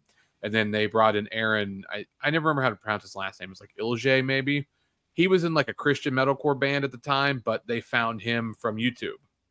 And so, it's just like, it's interesting. Yeah. Like, same with the Journey singer. Like, you put yourself out there, and, if you get lucky, you get seen by the right people. But even if you don't, like, it's still obviously way easier now than it would have been 10, 20, 30 years ago to try to have a career in music, because you can be completely self-sustained. You know, record labels are cool, but one thing I've learned with the guy that we record with, he's completely independent now because he does like audio plugins and he has an audio company. So he only records certain bands, but he worked for a label, and he's friends. The band Beartooth, Caleb Shomo is from Columbus, and Beartooth at the moment in kind of modern rock, modern metal is one of the biggest bands in the world. The guy that we work with did the drums on not the most recent Beartooth album, but the one before. So he's got a lot of connections with some of the labels that like I grew up on, going to Warped Tour and everything. And what's interesting is it's all ghostwriters. These labels now, because they don't make the money they did, if they're going to take a chance on a band that's new, you're not writing your music. They're sending you, there's like a handful of guys who are all from like even bigger bands who they'll come in, and like he worked with another band who's kind of getting pretty big now. They're from California, I believe. But he was saying when they came in, a guy from two guys from two really big bands came in and were like, all right, we're going to write this album with you. And when you start to kind of see that pulled back, you start to realize like it's a lot easier to be seen now, but all the bands who are at a certain level, they all tend to sound very similar. And when you think about it, if you got like 8 people ghostwriting for everybody's going to have that sound. So what's cool about it is anybody can get to that point, but there's not a lot of things to differentiate one newer band from another, because everything is essentially like you could close your eyes and you could hear a riff or hear a song. It's like that could be any one of 10 bands. So it's like it's weird catch-22. Like it's a fantastic thing in its own right, but you also like, do you want to give up having that control, like complete control of what you're doing? You know, so it's interesting the way it's done now. It's definitely a lot different.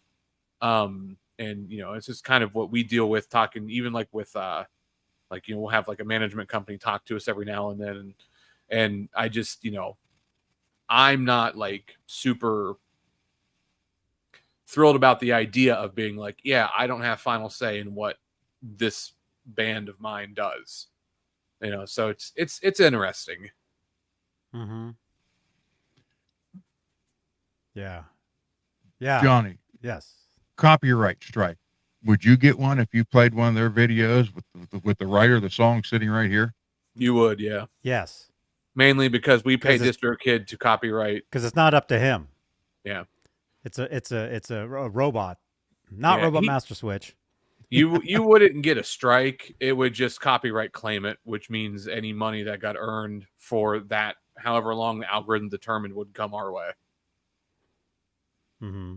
So yes, he would. And no, we can't even whitelist like things. Can you put a link for their song "The End" from YouTube in here? Sure. Okay. Yeah, we can do that. Yeah. I'll send you one. Yeah, the internet is a wild place. It is. It's great It's though cool. for us, because like, you know, we get notified. I can see the list of people who have reposted our music, and like, you know how YouTube is now, like you can't, it's a lot harder to monetize a channel because they move the goalpost, you know, all the time. And so this is a way for us to like get money, even though we can't technically earn money. You know what I mean? So yeah, I get busted for playing my own songs on here. Yeah, I have songs that I released years ago, and there's certain songs, if I play them, not that I get busted, but I do get I get the copyright claim. Yep, I get the copyright claim saying, you know, this is Johnny Bean's, you know, whichever song that is.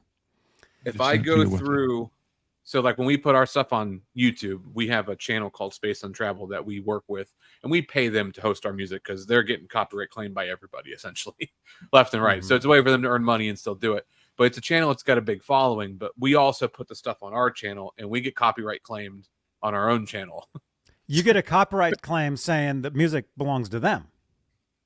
no. Right? No. So like on our channel, if I go through my creator studio and look at the list Yeah. of the videos, they're Yeah. all copyright claimed, and it claims that it's my own band's music.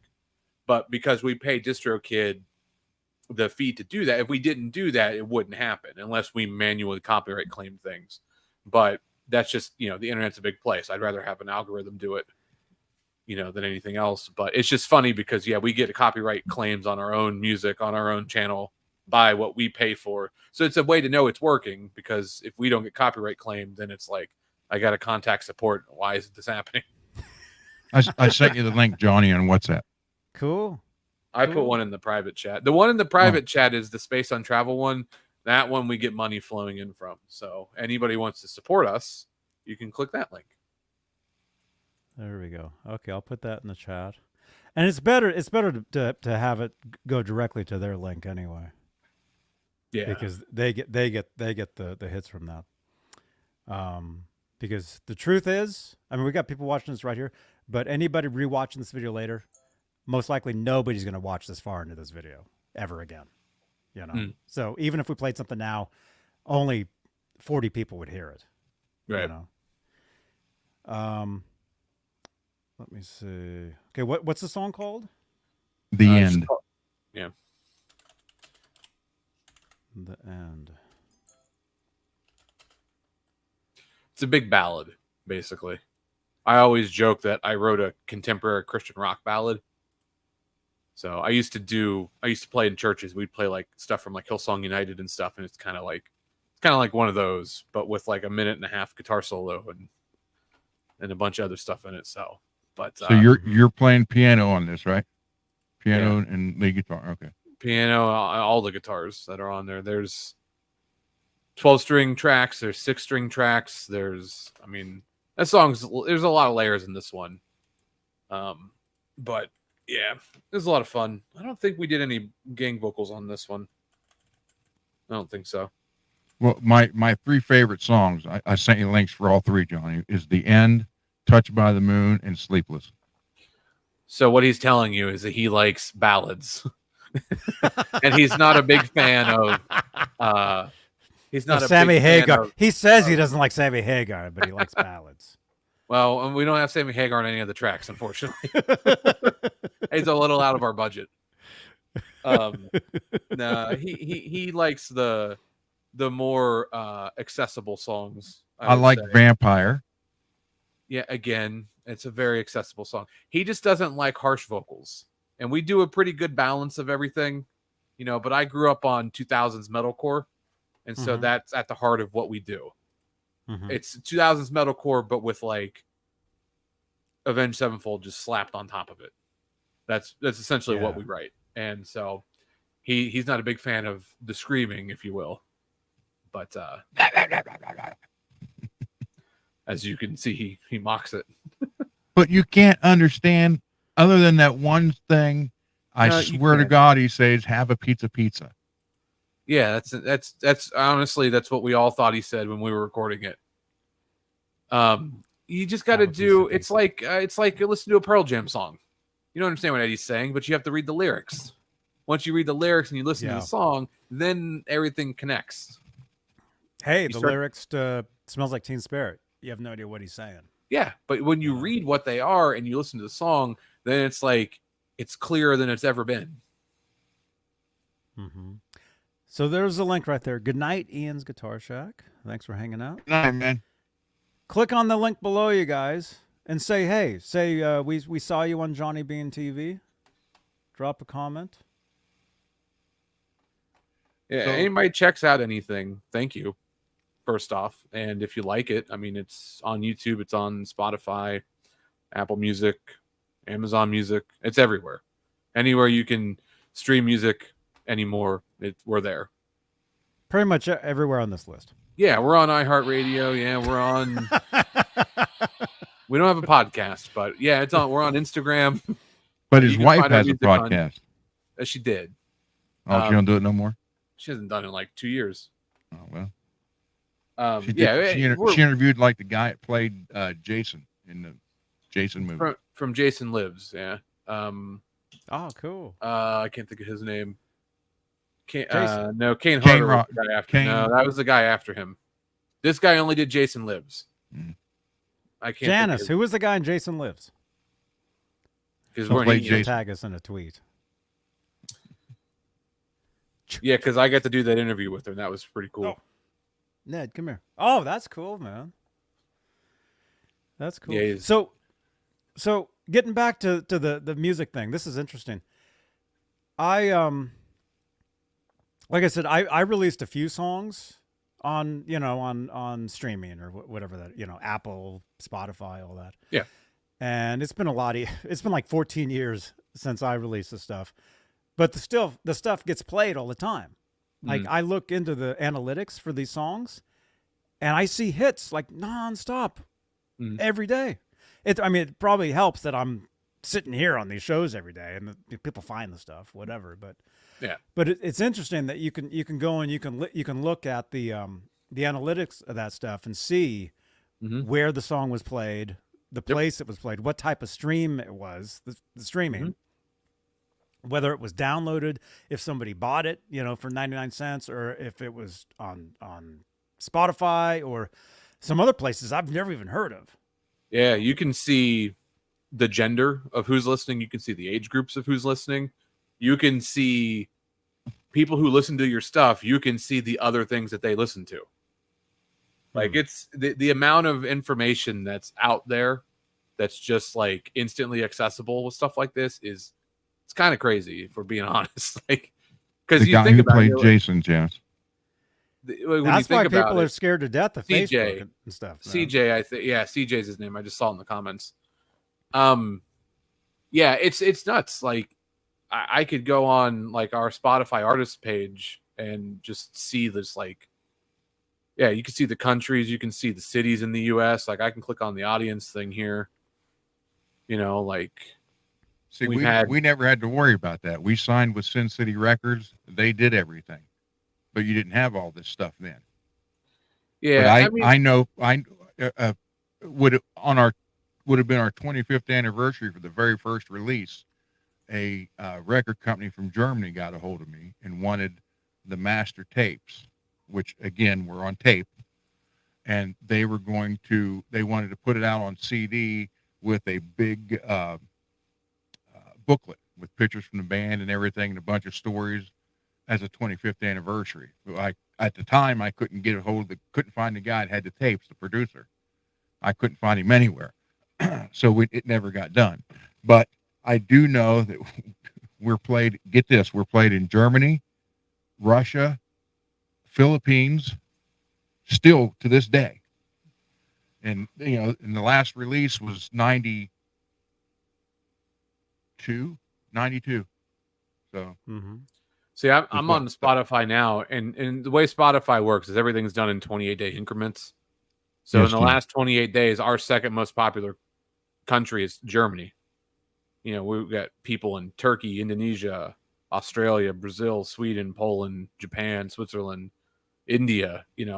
Like the U.S. is number one by a wide margin, but like, it's just kind of nuts. Like where we had somebody from the country Cyprus or Ecuador, Egypt, like, who in the last 28 days, somebody's listened to us from these places. And it's just like, it's kind of crazy when you think about it, but yeah, it's just like the amount of stuff that you can see, like, it's pretty crazy. Like even here, I just look at our last 12 months, like just on Spotify, 112,000 streams in the last 12 months. And, and it just breaks it down. And like, it'll tell you how many times each listener you have listens to your music on average. And like, and you can break it down by song. Like the amount of information that's out there is just, it's kind of crazy. But what's cool about it is if you know where to find it, you can use it to, basically target more people and target, the people that are kind of already there, but like maybe are sort of on the fringes and stuff. And then Spotify, you can now run ads on, so there's a lot of stuff that you can do. And that's called a warm audience. Yeah.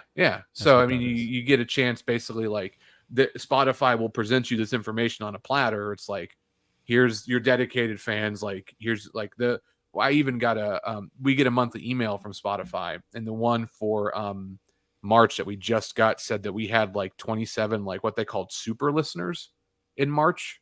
So that's new. I don't know what the criteria is for that, but like it'll show you like if somebody puts you on a playlist, whether it's just like somebody's personal playlist or whether it's like a big editorial playlist or something, like you can just find so much stuff. It's pretty crazy. Yeah. And that's the difference with being a, well, we'll say an artist, you know, because bands can be one person, you know, one person does everything. Being an artist now is you have all these insights and all this stuff that you can find, and you can do all this stuff yourself. Back in the day, you know, if you signed to a label, depending on or the deal you signed, you would lose all your rights to everything. Yep. And then, yeah, okay, we put out an album, but maybe it didn't do so good. So then you get dropped. And the next thing you know, you're back to, you know, doing whatever you did before. Yeah. Well, plus You know? you could be locked in contractually to owe money, you know, because That's the thing too. That's Yeah, the I thing. mean- when Van Halen made their first record, they toured for years to pay off that first album. They paid, Yep. they owed millions of dollars to the company. Yep. People Same thing think, happened oh, to Striper. people think you become a rock star. I mean, a rock star is basically just being famous. That's really all that means. A rock star does not mean you're rich or you have millions of dollars. I personally know musicians in the area here that have been in some major bands that you guys all know, and they're broke. They have no. I've heard people say it sucks to be famous and poor. Yeah. Because people think that you're some millionaire dude, but you're living. I mean, look at this place. You know what I mean? Yeah, So- I mean, Yeah. we you know, doing it independently, like, I mean, we front a lot of the cost. At this point, you know, we've reached a point where like we bring in a good amount of money. We don't pay ourselves, so everything that we bring in just goes right back into the band. But Mhm. like, I know a lot of people always talk about like Spotify doesn't pay artists enough, and a lot of that stuff you see what people share is not exactly true. Spotify is not as they're not the best streaming service as far as like paying. Like Apple Music, for example, pays more on average per stream, Mhm. but Spotify by a gigantic margin is the most popular one. And so like for us, you know, we go and record a new song about every 3 or 4 months. We're on kind of a tentative, like we release 3 songs a year schedule. So usually when we go, we've earned enough in Spotify that we can pay for more than half of the cost to record. And every time we record just one song, it's $1,050. So we're getting at least 500-ish on average just from Spotify. And then the rest of that, we just split evenly. So we'll pay it out of pocket, but you know, you're talking $100, $120 a person. So it's nothing that like breaks the bank.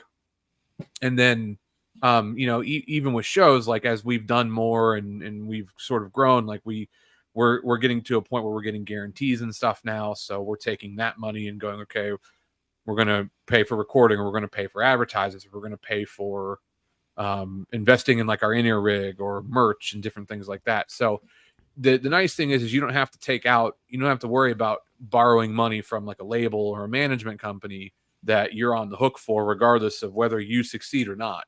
Because if you flop and they paid $50,000 to you, well, you got to pay them $50,000 back regardless. You know, Yeah. so you know I mean, you know, we've always joked that you know we're in the red still after all these years, but like we don't owe anybody money, you know, and we retain 100% rights. Like legally, I'm the owner of this band. Like, you know, so it's nice to have that because I don't have to worry about somebody coming in and going like, well, we gave you all this money, you signed this contract, you have to do this, you know. And if I don't like it, I'm, you know, tough. Like I can't I can't really do much, but you know, we don't have that issue. So it's a lot nicer in that sense. But I think the problem is that there's just so much stuff that you have to do that it can be very overwhelming. And I think a lot of bands who start out who, you know, maybe don't go as far as they hope is because either they just like don't catch on to the extra things that you would never really think of, because like a band, like such a small percentage of running a band is like actually doing the music part of it. It's a business. The music part is the last part. Exactly. Yes. Yeah. Yes, and that's the part that it should be the good. I mean, obviously, you know. Yeah. Yeah, that's exactly true. It's a business. That's exactly it. Cole Raymond, I'm assuming that goes to you. That last question from Raymond. I mean, maybe. As far as I know, like the distributors, like DistroKid, who we use, like CD Baby is another one. They don't really have, like, you can register your songs with what's the BMI, BMI, ASCAP? but that's all. Yeah, but that's only in the States, I think, isn't it? Or North America, at least. I don't think that's a global thing. I'm not sure. I'm on ASCAP, and I have no idea. I forget. Yeah, It's been 14 years since I released a song. the interesting thing is, like, 32 years here. with the internet, though, it's like My songs were in black and white. Mine's on K-walls. It's etched in stone. That's why we don't print them out. It's hard to remove paintings from cave walls. You said you couldn't understand their singer. Your singer was going, that's literally slice of pizza. But yeah, I mean, I don't know, with internet radio stations and stuff, like, you know, you never know. Oh yeah. But to be honest though, like I personally don't care. Like, if somebody's listening to our music over in Europe, hey, that's cool with me. Like, because how else would they know about us? These days, dudes, bootleg this show all you want, you guys. Do whatever you want with this. I mean, this is, you know. We don't have the budget to sue people, so we're just going to be like, we're going to be grateful that people want to, people like our music enough to, to put it out there. We're not super worried about getting paid. We just want, you know, people to be aware that we're there. No, getting paid is the bonus. Yeah, exactly. Is the bonus of any of this. We a band I was in several years ago, we did a tour. And I remember specifically one venue that we played at. I think it was some theater somewhere. And before the show, as we're walking in, some dude saw us. And he comes up to us and he's like, I want you to sign the CD. He had our CD. And personally, I wasn't on the CD. This CD was released before I was in the band. So it was the previous guitar player. But he brings up the CD, and the CD is a CDR. It's not even the actual CD. It's like he printed out the cover, like he bootlegged the album. It wasn't even the actual album. I don't know where he got it. And so I remember signing the CD. Well, I remember putting for some reason I had these like stickers, and I remember putting a sticker over the guitar player's face on the cover. Because it wasn't me. And I remember writing my name over the guy and thinking, wow, where'd this guy get this? You know? And I mean, yeah, I mean, that kind of shows you, I mean, if your stuff is getting out there and if people are liking it, that's all as an artist, you're winning. Yeah. That's what is. People can play your stuff. And yeah, for sure. I mean, stuff, if you're putting music out there, I mean, if you Google yourself, if you put music out there, you'll see that your music or your, you know, the show, your image is out there, like on sites. You have no idea what this is.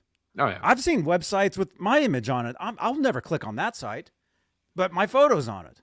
We You know? we had released if anybody ever goes through our catalog of music, our very first 2 songs we released, we did with a different producer versus everything else. So we've got like 18 songs out, so like 16 of them have been with the same guy. But Mm-hmm. one of the first songs we did was a song called Leave Me Behind. And when we were doing the EP, we wanted to redo it, basically. We wanted to redo it with the production and the new guy and everything. And we changed it up a little bit. And we had, our singer that everybody would know now on it as well. And we released that early. We released that a couple of months before the EP, because that was just sort of like this is just at the tacked on at the end of it kind of a thing.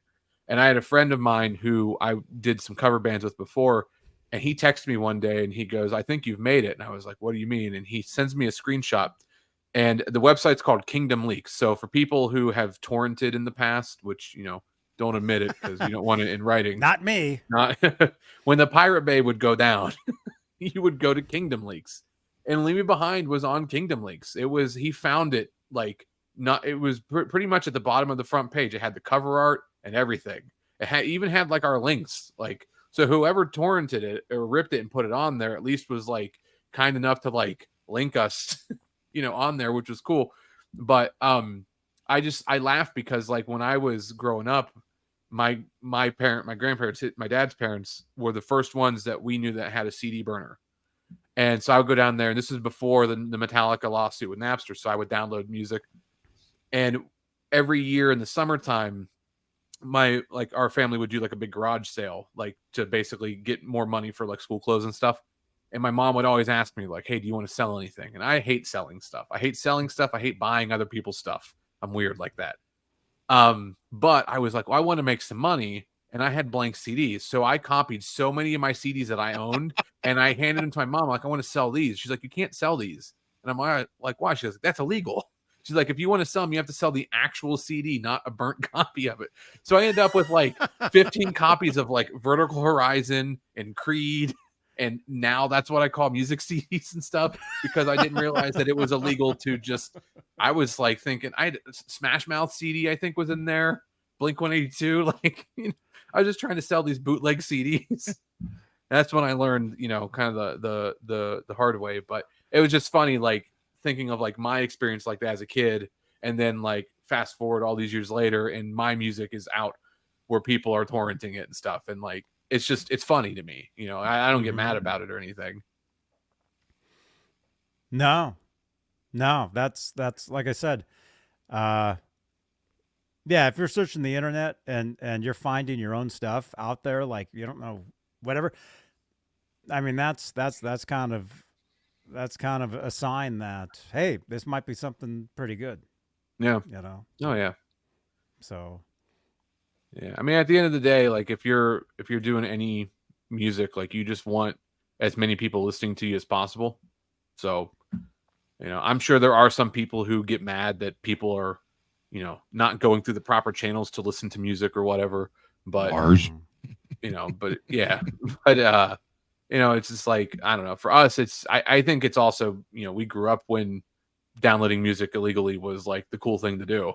So to us, that's like ingrained as like, that's just what you did, and whether that be good or bad, who knows? But, at least with streaming now, like you don't have to worry about trying to sell, like you do a big order of CDs, and then if you don't sell them, you're stuck with them, and you just spend all that money. At least now you can be like, oh, well, here we're on Spotify.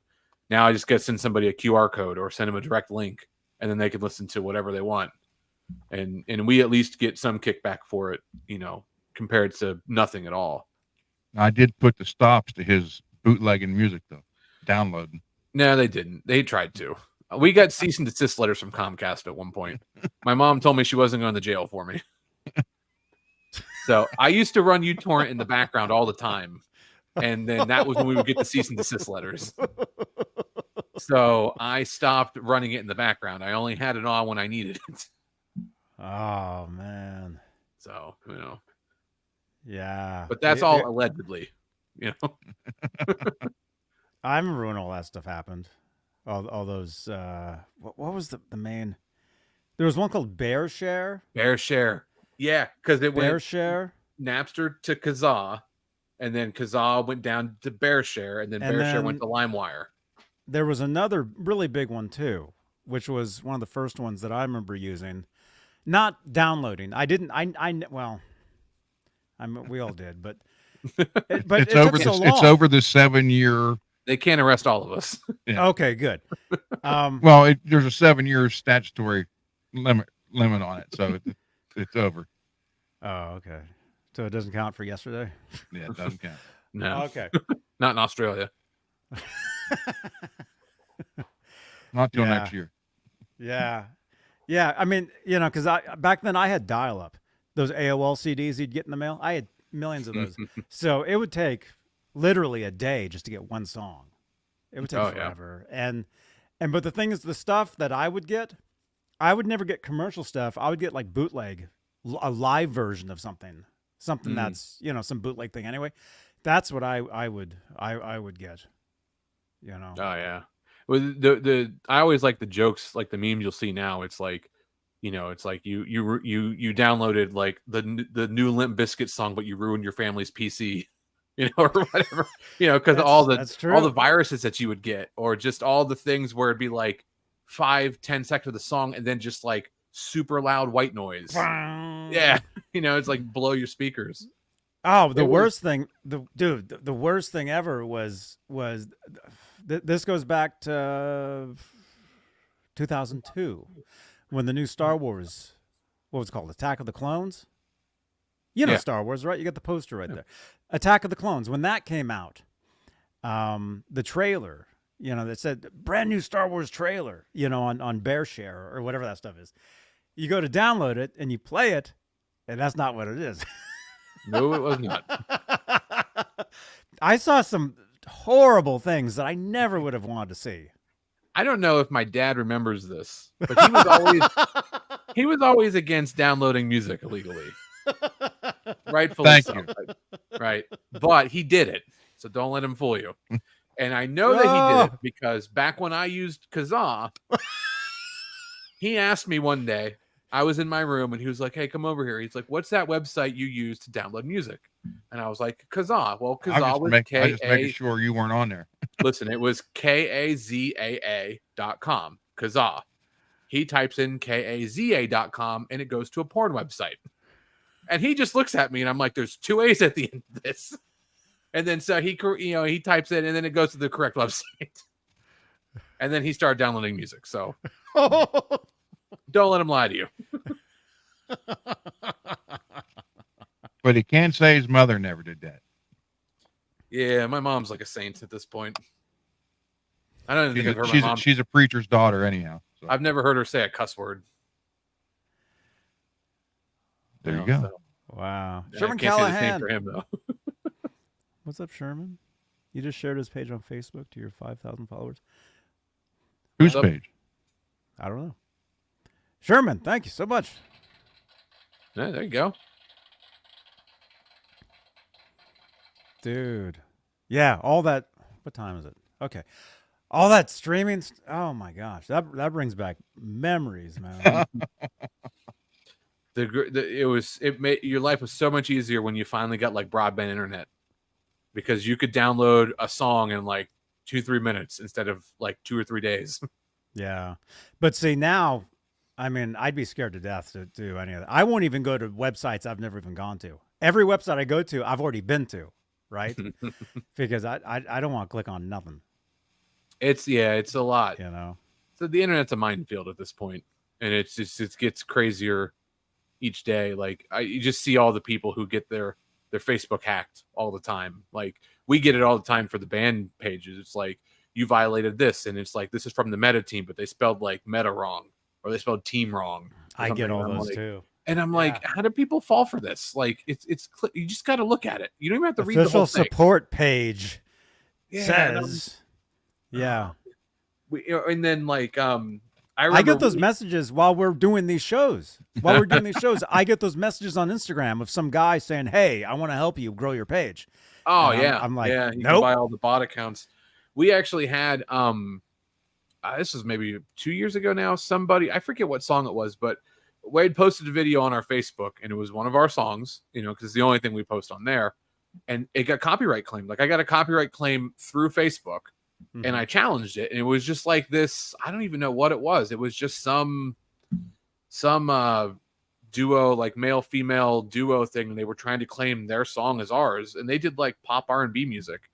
And so I disputed it, and I'm like, I legally own this. Like I can provide the rights, copyright rights, all that stuff. And they ended up rescinding the copyright claim. But I'm like, are you just like trying to copyright claim things like in general? I don't understand. Yeah, that's what happens here. And see, Ron, that's one of the reasons, like we were saying earlier about playing music on here, because we streamed to Facebook as well. We streamed all the different Facebook pages. Facebook will get right on you for a lot of that stuff. Yeah, they'll mute you right away. They'll mute the video. They'll delete it, and then what can happen? It's not even music, not even music. I used a background. You know that cheesy background of the house everybody uses on Zoom? Yeah. I used that one time, and I get Facebook claimed because of that. Somebody claimed that they own that.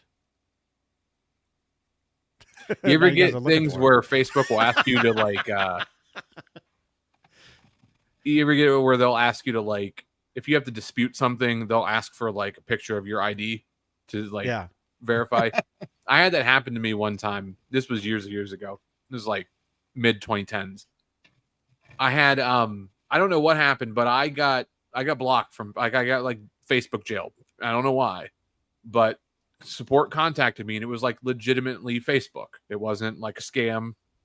And they're like, yeah, you're banned for, I think it was like 7 or 14 days. It was something wrong or something long, but they're like, if you can, prove, like, send us like a copy or send us a picture of like your like driver's license, state ID, we can verify that you are who you say you are, and we can unban you. And I was like, I'm not doing that. But they wouldn't unban me. So what I did was I got on Google and I downloaded an image of the McLovin driver's license from Superbad. Yeah. And I sent it to them, and they unbanned me. I don't know why. So I ended up, because they're scammers. Well, no. This one was legitimately from Facebook. Like I was actually locked out of my Facebook account. Like this okay. This was like I don't. By the way, Sherman Callahan, all good. No, Sherman Callahan, Sherman shared a photo from your band's page onto his Facebook page. That's a totally different thing. That's fine. Yeah, no, thank you for fine. that. I appreciate that. That's fine. Yeah, listen. Yeah.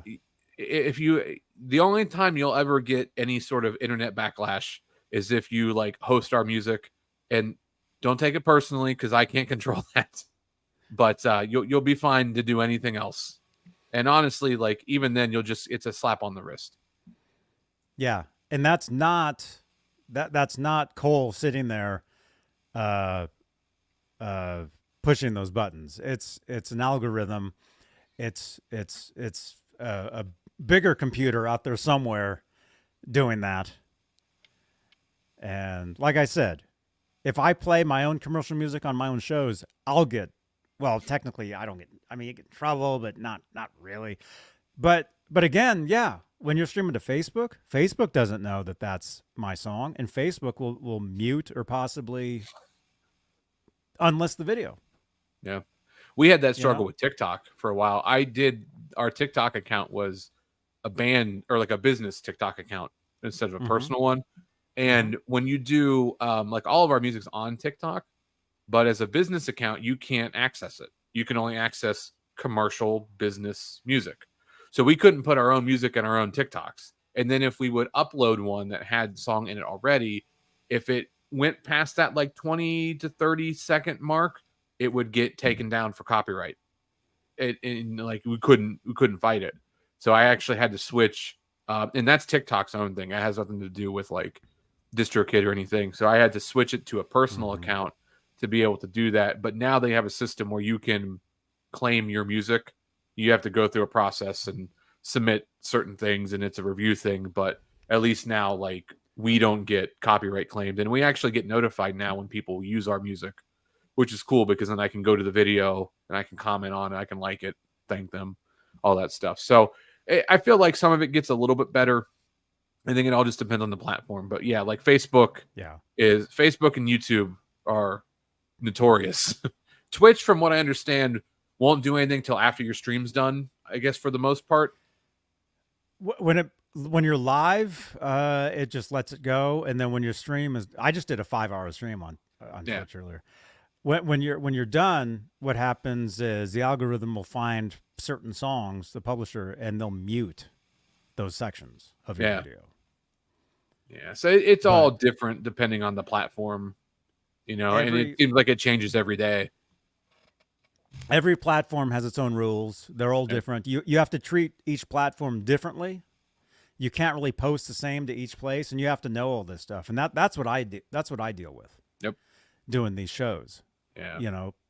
Streaming to all these different places, posting stuff to all these different places.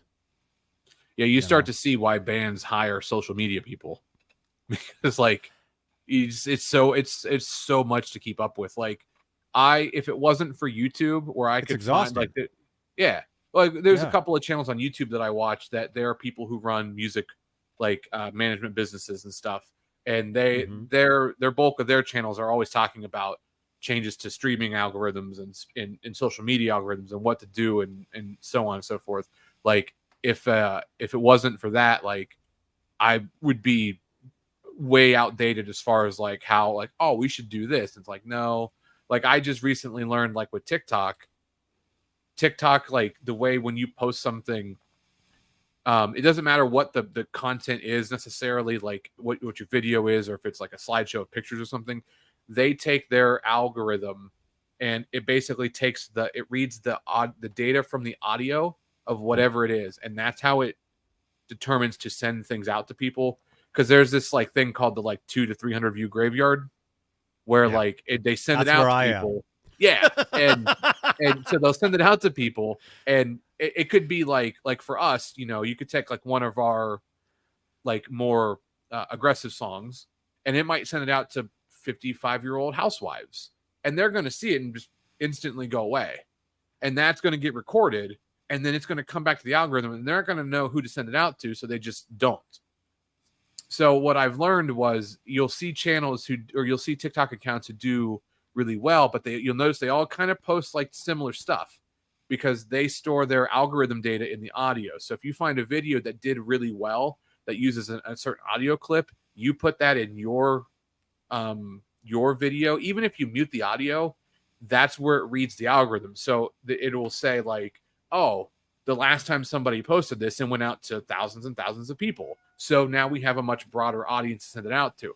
It's really dumb the way it works because of sort of how things go, but it's like, I don't know how the game is like, it's constantly changing, and some of it just doesn't make any sense, but it's nuts the way it goes. No. It's a full-time job, honestly, to try to keep up with everything. That's really what my job has turned into. Yeah. Doing these shows, and because I run all this myself, everything. And I do all the promotion, all the this, that. I mean, Ned does a lot of it. Ned Zeppelin. Ned Templeman, the producer. he does a lot of that stuff. But you're constantly having to keep up on the updates of each platform, what the changes are, what the additions are. Oh, you can't do this anymore, but you can do this. And there's workarounds for a lot of stuff. Like you can refigure, I can do this, whatever. But also you have to look at the big picture of what you're doing. With the entire thing. But like we said earlier, if you're getting your stuff out there, if you're building a community, building an audience, that's really that's what it's about. One of the coolest things that we've had happen to me, last April, I bought tickets to go see one of my wife's favorite bands, is the band Cold, and she'd never seen them before. So I bought tickets. They were coming to Columbus, so I bought tickets for her birthday that January. So we went, and I don't know if we were leaving the show or if maybe there was that changeover time between the direct support and them. and we're walking, I think, to go to the bathroom, and I hear somebody yell, like they don't say my name, but they yell like, "Hey," like they're talking to me. And I turn and I see this person. He walks up to me. It's two people, and I have no clue who they are. They're like, "You play guitar in Faith and Failure, don't you?" And I was like, "Yeah," like, you know. And I was like, "Are you in a band or something?" They're like, "No, like we've been listening to music for a while, and like it's cool to run into you here." And I was just like blown away, because it's like that doesn't happen often, and to have that actually happen was like a very kind of surreal thing. But that's what it is. It's like, you know, if you're making music because you want to get rich, you're doing it for the wrong reasons. That should be like a potential extra. You know, if you get to that point where you can make a living off of it, that's fantastic. That's icing on the cake. But you should be making music because you love to make music and you want to share what you're doing with other people. I think that's like so much more rewarding versus just, you know, being like, oh yeah, we're making money, because then you kind of just like, I don't know, it loses like the magic, I think. Mm-hmm. Yeah, well, and money is money. It comes and goes. Oh yeah. And if you're building something, you know, that's what a lot of people don't understand either, is to do this, like what I'm doing here, or to do a band. It's very similar, because I've been in bands. Mhm. You know, to do a podcast, to do it's all branding. You know, Yeah. everything's a brand. Everything's a brand these days. And basically any money you make into it, you put right back into it, because it costs you money to do that. Like these shows here, I have to pay to do as many shows as we do. Like I do almost a show every day. If I didn't pay just the streaming service, I'm not talking about all the things around. Like, I mean, you can relate. There's so many things around. If I didn't pay for this, we could only do so many shows a month. Yeah. Like we'd be tapped. Like you can only do 5 shows a month. Like they only allow you so many hours. We're almost at 3 hours right now.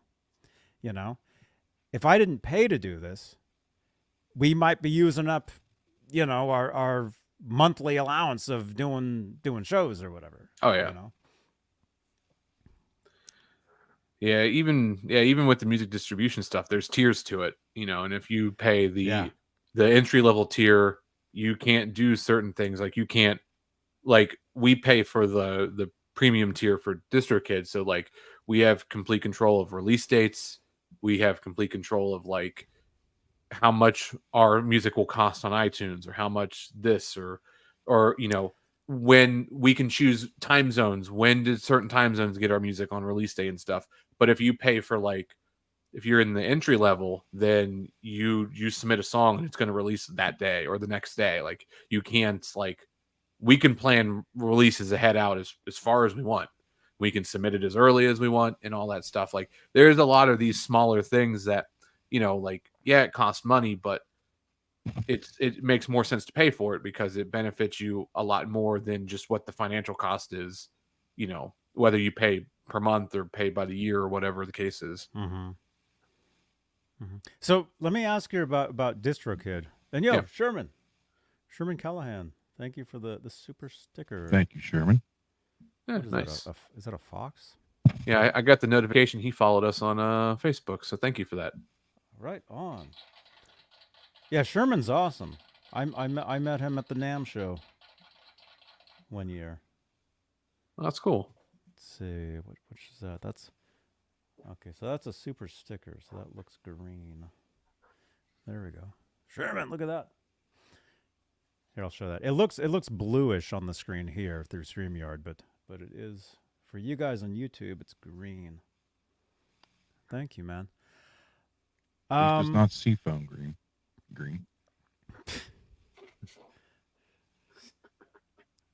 Pink. Dang it, what was I gonna say? Oh, DistroKid.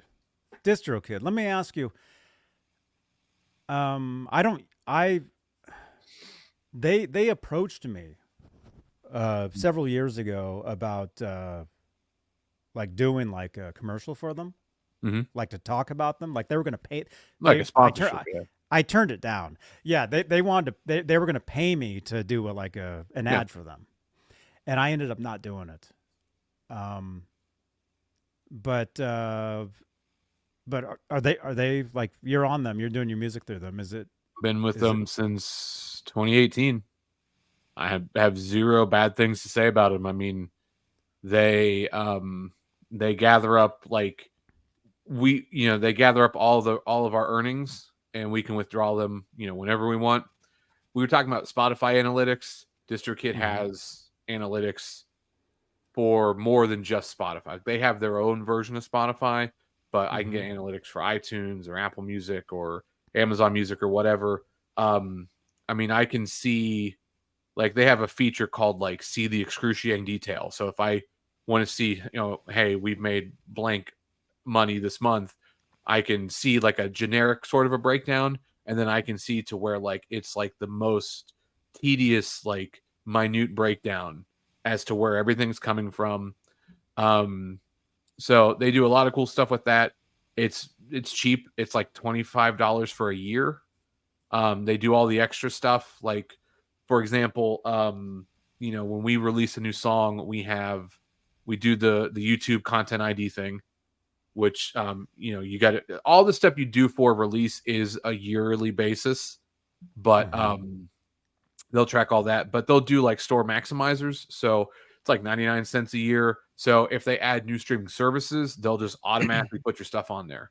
You'll get alerts when your stuff goes live on things.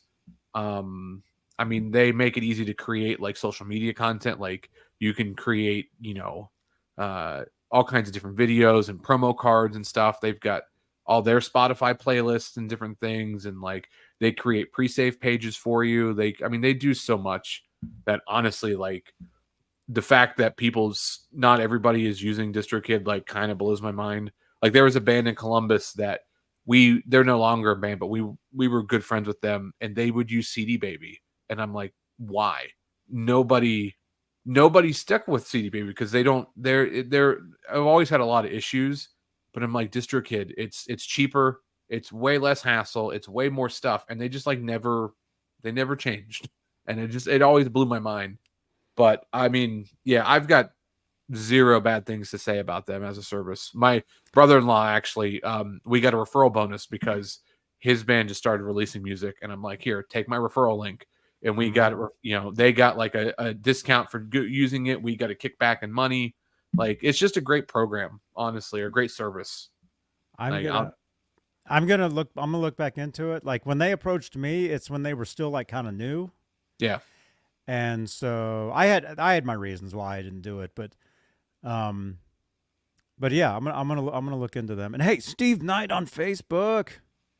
Steve Knight. I saw somebody say Johnny Rock likes the Kramer painting. Thank you. Where is it? Over there. Over there. It's always weird. Everything's backwards in the camera. The Kramer. It's over there. Kramer. It's Kramer time over there. Hold on. I got this. Ironically, this is above a picture that my wife drew when we first met that we have like a his and hers of, but I've got the I've got a matching keychain too. Dude, so you're a big Seinfeld fan, man. Oh, yeah. I mean, we got in Ohio, you don't have the front plate anymore, so that's why I put that on the front of his car. Yeah. Yeah, I've got literally everything. Like I got Festivus polls, I've got board games, I've got trivia game. I'll show you this. Oh my I have gosh. this covered up right now because dude, I'm still a huge Seinfeld fan. Jerry's apartment. Oh, no way. Oh, dude. Yeah. I love that show. It's the greatest sitcom of all time. Kids today think it's horrible. They don't get it, but they're all idiots. What's your favorite years of that show? Like, I don't know. Did you watch the show when it was on? Yeah, it went off the air when I was 10, so I don't know how old I was when I started watching it, but I caught on to the end, kind of the last 2 years, and then I saw all the syndicated reruns, like on TNT and TBS and stuff. Mm-hmm. I would probably say like season 4 on would be like when I think those are the episodes where like when somebody's like their favorite Seinfeld episode, it's from 4 through 9. Like the first season's only a couple of episodes, like 6, I think. And then So like what- 2 and 3 have got some good ones, but like they hit their stride like 4 on. So what year would that be then? It started in 89. So It was called like the Seinfeld Chronicles or something. yeah, Right? it was it was very really weird first for, like, show. the first one, yeah. Yeah. So 89. So Season 90. 9 would have been in 98. Okay. I first started watching that show in 96. So 96. that'd been like season 7. I watched them brand new. They were on, I want to say Thursdays on NBC, like brand new, 9:00. 9 o'clock. So that was, yeah. So I'd watch them brand new and then I would tape them. I had a VCR, and I would tape every day. You would get 2 Seinfeld episodes on whatever channel that was. And I would tape each one. Every day I would tape it. I would set my VCR every day. And when I'd come back I worked at a guitar shop then. When I'd come home in the evening, I'd watch those episodes just over and over and over. My favorite era of that show, I can tell you by years. I can't tell you by season name, but I want to say 1996, 1997 were my favorite years. It'd be season 7 and 8. 7 was that's the season when George gets engaged to Susan. It was just the goofiest stuff would happen. That's when the shows. Some people thought they got really dumber and dumber, but like the very end of those shows where they got just the craziest, where Kramer was doing the stupidest things, and to me it was funny. There were certain scenes of that where it's like, dang, it's like so stupid, But Well, I think it's the last 2 seasons Larry David didn't write them anymore. It was all just Jerry. And if you notice, when Larry David drops off is when a lot of the stuff kind of gets turned to 11. A lot of the crazy stuff. But I always really like going from like season 6 on, because that's when George gets hired by the Yankees, and like the whole Mr. Steinbrenner character is just, it's so good. Like with OJ, George, I'm always in the Seinfeld subreddit, and with OJ dying the other day, they did the meme of when Mr. Steinbrenner visits George's parents because they think he's dead when he's just out in the cabin, in the car, got in the wreck and everything, and it was the answering machine message from Frank to Jerry saying, "Jerry, it's Frank Costanza. Mr. Steinbrenner's here. George is dead. Call me back." But it was that. But it says, "Hey, Jerry, Mr. Steinbrenner here. OJ's dead. Call me back." Oh my gosh! So every time somebody dies, somebody inevitably reposts that in the Seinfeld subreddit with whoever the celebrity was that died, and then I always send it to my mom because I know that she'll laugh at it. That's another thing, man. I remember watching the Bronco chase, sitting on my bed in my bedroom. I remember watching that. Do you know Kramer? Not Kramer, but he was on a show in 1980 to 1982 called Fridays, which was kind of like ABC's version of trying to kick in Saturday Night Live. And he was on that show a lot. And that's all he's got. You know who else was on that show? Larry, right? Larry David. Yeah. Yeah. I thought you meant one of the girls. I was trying to think who all. Larry David was on that, except he had black hair then, so you didn't recognize him. He had hair. And then there was one episode, was it Fridays, where Valerie Bertinelli was the guest, and there's one scene after they do a scene, they happen to show the audience as the audience is clapping. You see Alex Van Halen sitting in the audience. You see somebody else come walking down from here to go sit next to him. You never see the guy's face, but that was Eddie. They got Cool, married huh? in what, 80 or 81? 81. Actually, the marriage anniversary was a couple days ago. It was April 11th, 81. Yeah. But dude, yeah, Seinfeld, man. Well, Dude. to tie it back to the OJ thing, the Jackie Child's lawyer was based off Yep. of OJ's lawyer, and then Yep. obviously they recreated the Bronco chase with the Kramer had the golf caddy that killed a guy because he was being a stickler for the golf rules, and the guy killed the dude, and he was taking him. The joke was he was driving him, and they were going to go see his goldfish while the cops were coming after him because he was wanted for murder. But then they cut to like actual news footage footage of the actual Bronco chase, like to end the episode. Yeah. Oh, it's so good. That show is it's genius. And what's great about it is it's truly timeless because you could watch it now and you could watch it 10 years ago, you could watch it 10 years from now, and all of the stuff in the show is still relevant.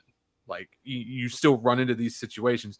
Yeah, like some of the technology stuff is going to be there. They make the jokes about the internet and two-way phones and stuff like that, but like or the whole like George banging phones off of the pay phones and things like that. But like just the situations and the plots and all that stuff, like they're like timeless like storylines because they can be plugged into any time period. And it's still like, yeah, I went through that last week, or whatever. It's so good. Somebody mentioned the Curb finale with Jerry. I did not see that. I don't know if you heard about that or not. Was it is that show still on? Yeah, it's like I don't know if it's the series finale for Curb Your Enthusiasm, but they brought Jerry on, and the final episode's based on them, like, I guess, redoing the series finale for Seinfeld. So I haven't seen it yet, but I've heard a lot about it. I haven't seen that. I did see the Curb episode where they brought everybody on. Oh, yeah. Years ago, they had everybody on there, and then I remember watching that finale of Seinfeld when I lived in Miami, when I lived in Desmond Child's house. I remember sitting there. I didn't have a TV set, and Desmond went and got me his mom had a TV set, and so he brought his mom's had an older TV set, and that's the set that I would watch. In my room. I remember watching that last Seinfeld episode and taping it, and just kind of being like, This is a weird way to end it, but it was funny. End, like, yeah. But you notice though, what's the last thing you said? It's only a year. Yeah, it's like they were going to take the year off and come back. Well, the actual last line of the series is the first line of the series. Is something about the guys. It's the button. The button on his shirt. Yeah. Yep. They do that callback. So I always thought that was kind of cool. But it was flipped because I think in the first episode it was George saying that to Jerry, and then it was flipped in the final episode. But it was it started with that was the opening line of the very first episode. It was the final line of the very last episode. And I always thought that was cool. There's as a quick side note, there's an Airbnb in Cincinnati. I found out that they have rooms that you can rent. They're all modeled after 90s and 2000s sitcoms. So they have Jerry's apartment that you can go stay in, or you can stay in like Central Perk from Friends, for example. You can stay. Tell me they have Tool Time. No, I think they've got something for Frasier. I think they have a mock-up of Frasier's apartment. I'd say there. I like Frasier. So Cheers. I don't know. Well, I don't know about that. I forget. I found out because somebody posted on the Seinfeld subreddit about it, and then I found like the actual listing for it, and because the people who I saw post about it, they went and stayed at the Jerry's apartment, and the girl dressed up like Elaine, and he dressed up like Jerry, and they did a bunch of pictures and stuff in it. And honestly, it looks really good as like a cool recreation of everything. Oh wow! See. You and Laz come to Ohio. You guys should stop there. Wow, Laz will be dressing up as Elaine. Alas. Alas. Oh my God. Elaz. Well, I just realized what time it is, you guys. Yeah. Well, we got to do a giveaway. Because technically we're at 3 hours. You're going to have to post the link back in. It's late where you guys are, too. You're going to post the link back in for them to pick the shirt. Yeah. Okay. Let's do. We'll do the shirt tonight. I'll do this tomorrow. On what's tomorrow? Guitar ASMR. I'll do the capo. That sounds fair. So we'll give this away tomorrow. Next Saturday night, you guys, we're giving away the Lakato WS80 wireless system. So make sure you tune in next Saturday night for this. But Cole has offered a T-shirt from his band. So you guys can pick the shirt. Get one like this. You can get one like that. Or there's, There I you go. think there's 9 You total want to design. explain the bird, Cole? So it's our mascot. I used to not really know which was a crow and which was a raven. So we wanted a crow and we ended up picking a raven. And so I named him Crow the Raven as a little Edgar Allan Poe, kind of play on words, but he's just our mascot. He's on pretty much everything. He's on all of our artwork. He's on all of our merch. It's just Now tell them about when you bought it and it came to my mom's house. Oh, okay. So we have fake birds that we used to bring on stage. Now they kind of sit at our merch table. And I found like Party City or something like that was selling like replica stuffed crows. And so I bought one. And at the time I was living with my grandparents, me and my dad's parents. And I didn't like tell them like what I had coming. I just had there was just a package coming, and my grandmother, like, I don't think she read who it was to, but she just opened it up, and like my grandfather said, she like threw the box in the air, screamed as loud as she could, and like ran through the house. And he asked her what was wrong. She said there was a dead bird in this package that they got.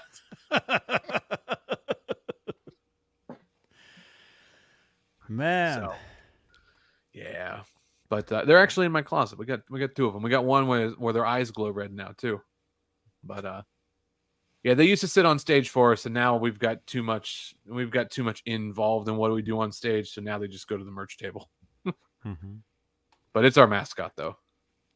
So there's the link in the chat, people. That's cool. So whoever wins this can go there to the shirt section and pick a shirt.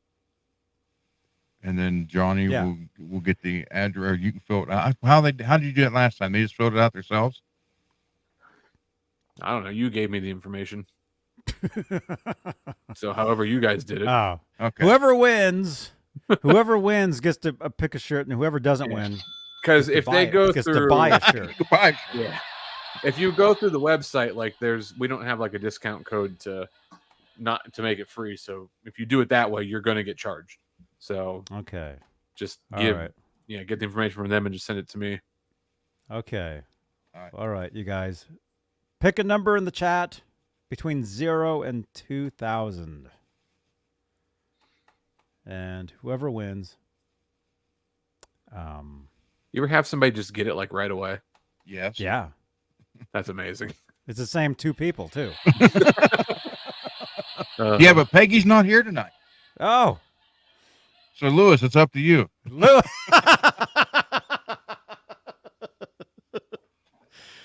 I'll give you guys a hint. Okay, it's 3 digits. I'll give you 2 hints. It's 3 digits, and 2 of the numbers are right next to each other.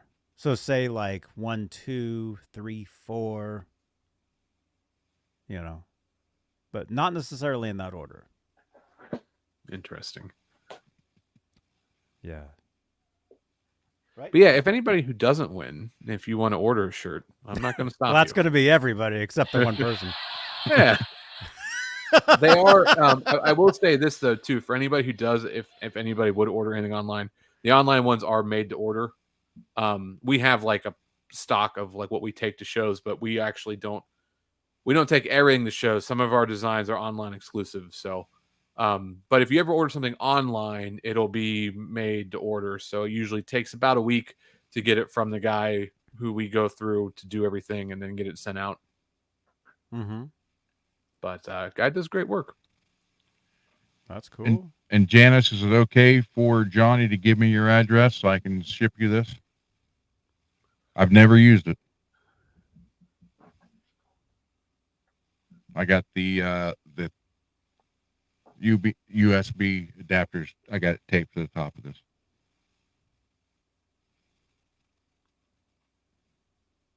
Cool. She's trying to win a T-shirt right now. Yeah, I know. Listen, that's more important. They're nice shirts. They're very soft. We've got custom tags on them. Our tag is our brand logo. It's got our website on it. We do all And kinds the of best stuff. thing is you don't get bacon neck. Yeah, they don't get bacon neck. I forgot that was a thing. Bacon neck, Okay. Yeah, Janice wrote yes. where it gets all like bacon. Yeah, where it bunches pulls up, down like and gets wavy and pulls down.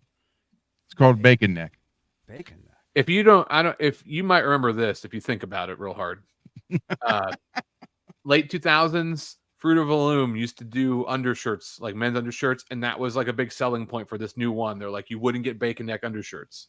That's how I knew it was a thing, because I see the commercial Wow. all the time. Unfortunately, I threw my TV set out the window after that last Seinfeld episode. And I really haven't seen much on regular TV since. That's why when your dad got me into the Pluto channel, I'm like, now I can catch up on all those shows I didn't watch. You know what's funny is I actually threw a TV out of a window. When I was in music school, the first year I was there, I lived on campus, and I was on the 4th floor out of a 5-floor dorm building, and I had a single room to myself, and there were people who I shared like just a bathroom with, and it was just 2 guys that were on the football team. They were from California, and when we took a break for like Christmas and New Year's, they just didn't come back to school. So they left a bunch of stuff in there, and another friend of mine ended up moving into that room. And so at the end of the year, he was like, hey, like, what do we do with this TV? And I'm like, I don't know. And he's like, well, let's throw it out the window. So we did. But what was funny was I went to a school in West Liberty University. So it's in like the mountains in West Virginia. So we lived on the backside of the building. And so not only were we 4 stories up, but we were on a hill. So it just went, and we threw this like glass tube TV out, and it just fell forever and rolled and smacked the tree and just shattered, and was like, it sounded like a gunshot went off. Oh, wow. Which was was pretty normal fun, though. for West Virginia. Yeah, that's pretty. That's not too far off. But yeah, actually, threw a TV out the Gunshots? window. Oh yeah, gunshot. Yeah. Well, I you mean- know, if Morgantown, they banned a law where you can't burn couches in the road in Morgantown, like where WVU is, because like they would celebrate football games or basketball games, because for a while there they had like their sports teams were always really highly ranked, and that was a big thing. Is people would take couches from their houses, put them in the street, and they'd light them on fire. When the teams won. So it's illegal. West Virginia is an interesting state. If you ever go there or get to live there, Literally, I never look out been my there. back door and I see a big hill. It's how far away, Cole? Maybe 400 yards. I don't know, however long the river is. And However wide the river is. I can look out my back door and see a giant hill of West Virginia.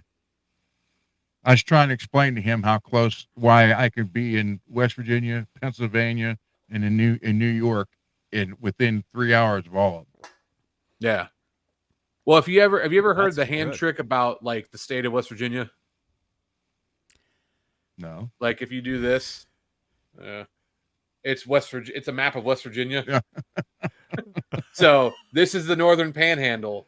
That's where they live. So it's the state's not very wide there. So you can leave their house, and it's like 20 minutes, if that, to drive to Pennsylvania.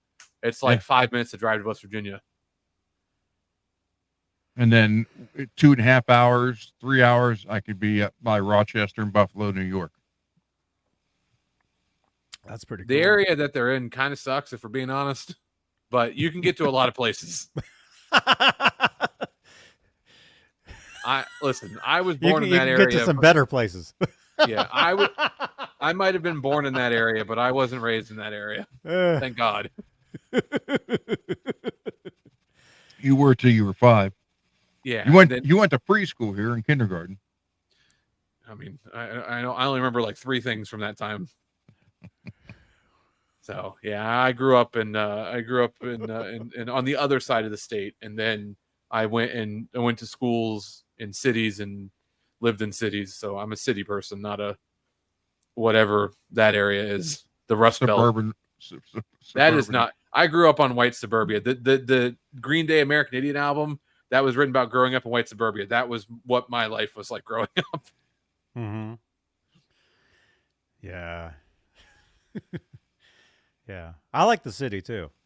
That's Just a lot of stuff to do. mhm. You know, like I mean, like in Columbus, there's a massive Amazon warehouse. You can get stuff delivered to you. You can order something on Amazon and be delivered to you in an hour. Like that's amazing. Like Yeah. you know, like it's so convenient. Yeah. Alabama wrote a song about that. I'm in a hurry and don't know why. You know, they wanted to get out of the state. I wonder where Peggy is. I'm hoping she's okay, because she'd have won this by now. And Peggy lives in Alabama. Yeah. Lewis, come on, man, step it up. Let's see. Where is it? Yeah. Where's the page? 3 digits. Two of the numbers are right next to each other. Like, let's say, Consecutive numbers. there we go. That's a big word I learned today. Consecutive. Okay, while they're guessing, Cole, because it could take anywhere from 10 seconds to 20 minutes. Talk about your Helix and how you like the Helix and why you got me to get one. So I can do stuff like this. I Or mean, you're not. We're not Facebook friends. I feel like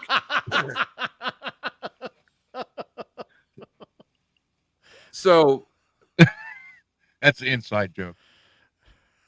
I get this from my dad. So I'm going to say this right now. I like technology. Growing up, if something new came out, he had to buy it. Didn't matter what it was, he had to have it.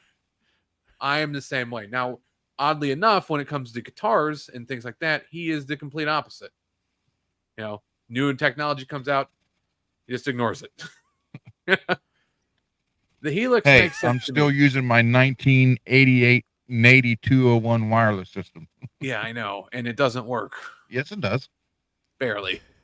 No, It's probably not even up to code with the FCC. It's I don't probably care about illegal to that. use at this point. Ah! But I did the whole like bring a tube amp. I used to go to church gigs with a Bogner Alchemist 40 watt and 2 pedal board with 14 pedals on them to play church gigs. I've done all of that stuff. But when you take a look at like a Helix or a Fractal or a Quad Cortex Kemper, when that technology was coming out in the early 2000s with Line 6, it wasn't the greatest. But when you're pioneering something, it's going to suck in the beginning. But it's the idea, right? Because you have to have the first try to make it better, and then you build upon it over the years. I worked at Sam Ash when the Helix came out, and I remember a Line 6 rep coming in and explaining it to us, and I kind of looked at it and I was like, I don't know what this is, you know. But I was a Line 6 fan because my first amp was a Spider 2.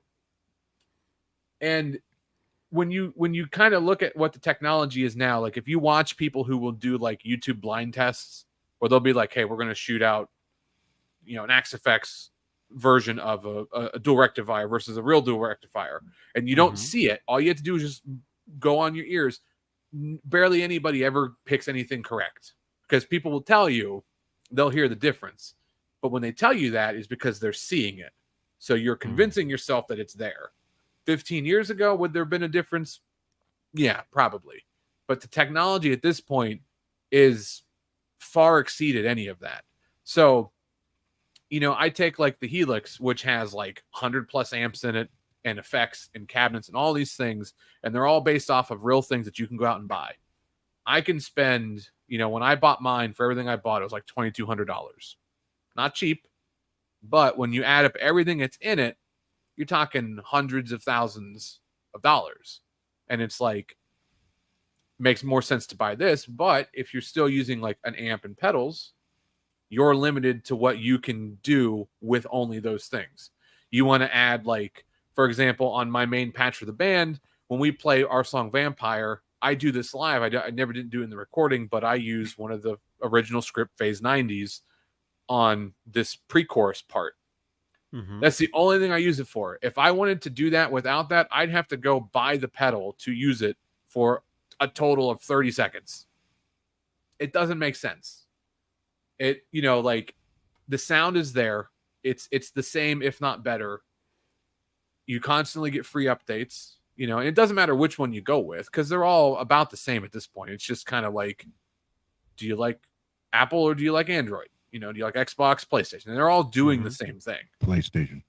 Yeah. And but it's like it just unlocks creativity. Like, you know, if you're trying to write something and you want to try something new, you want to work with a completely new amp or a completely new effect or a new cabinet, or you want to try new speakers, like you don't have to go and buy these things. You can just click around, adjust some stuff. Like it's like I ascribe it to like painting, right? You know, you got your palette and you got like 5 colors on there. That's like a tube amp, a cabinet, and a pedal board. You can create an amazing picture with 5 colors, but having a modeler is like having 15 colors or 20 colors. You can create the same picture, but now you have way more options in which to get there. And because you have these other options, you might stumble across something you might not have otherwise stumbled across. And, you know, like we talked about a little bit yesterday, like the ease of like taking your stuff to a gig, or, you know, how happy sound guys are when they don't have to make up cabinets, you know, and how much quicker, like if you've got a short changeover time, how much easier it is when everything's just in a road case and you can just roll it off the stage. Like the convenience outweighs everything. You can spend a fraction of the money and get more than you'll ever use. And at this point, like the technology is only going to get better. So I think a lot of people who are like, well, you know, that stuff sucked when I tried it. I think they're thinking of like the kidney bean Line 6 pod, which arguably, you know, wasn't the greatest sounding thing, but that was also 2004. It's 2024. Like, you don't even have to try Line 6. Get a Quad Cortex, try Kemper, try Axe Effects, try the Neural DSP plugins, like Bias, like whatever, you know. Everything, everybody's getting into it. Marshall does emulation now. Fender does emulation. Like, they're all doing it. I heard that, or I tried it. That emulator that they have now. Mm-hmm. Yeah, and that's, you know, being, you know, the EVH guy that I am, you know, they EVH finally approved some stuff for that. Yeah. That's a first that they had never done. I mean, like the Helix has the 5150, but it's called the Panama VH, which obviously you know what it is, but they can't call it that legally. But here's the really cool thing, and what I love about the modeling stuff. So, for example, Misha Mansour, you know, Periphery, he has has the Horizons devices stuff. I did a video at Guitar Center with the huge orange guitar. I think one of his Jacksons. One of his, yeah. It's like 8 strings or something. Yeah. Misha. I mean, the Periphery is a modern gent band kind of a thing, but they're pretty cool. Misha's a really cool dude, but he has Horizons devices, and their sort of big thing was he created a Horizons device overdrive, which has a built-in gate that everybody in modern metal just loves because, like, it's such a good gate in general, and it's just like it gets you that really tight, crisp sound. But to get that as an actual thing, you have to buy the Horizons device overdrive pedal, and the gate comes with it.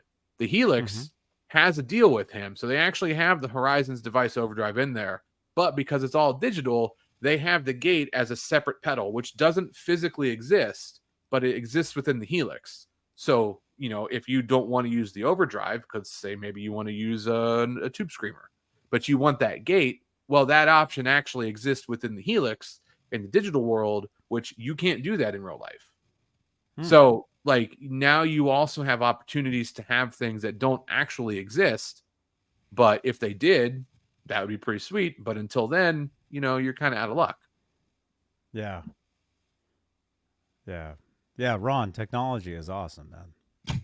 Oh, I know. See? I know. And it doesn't have to hurt your back.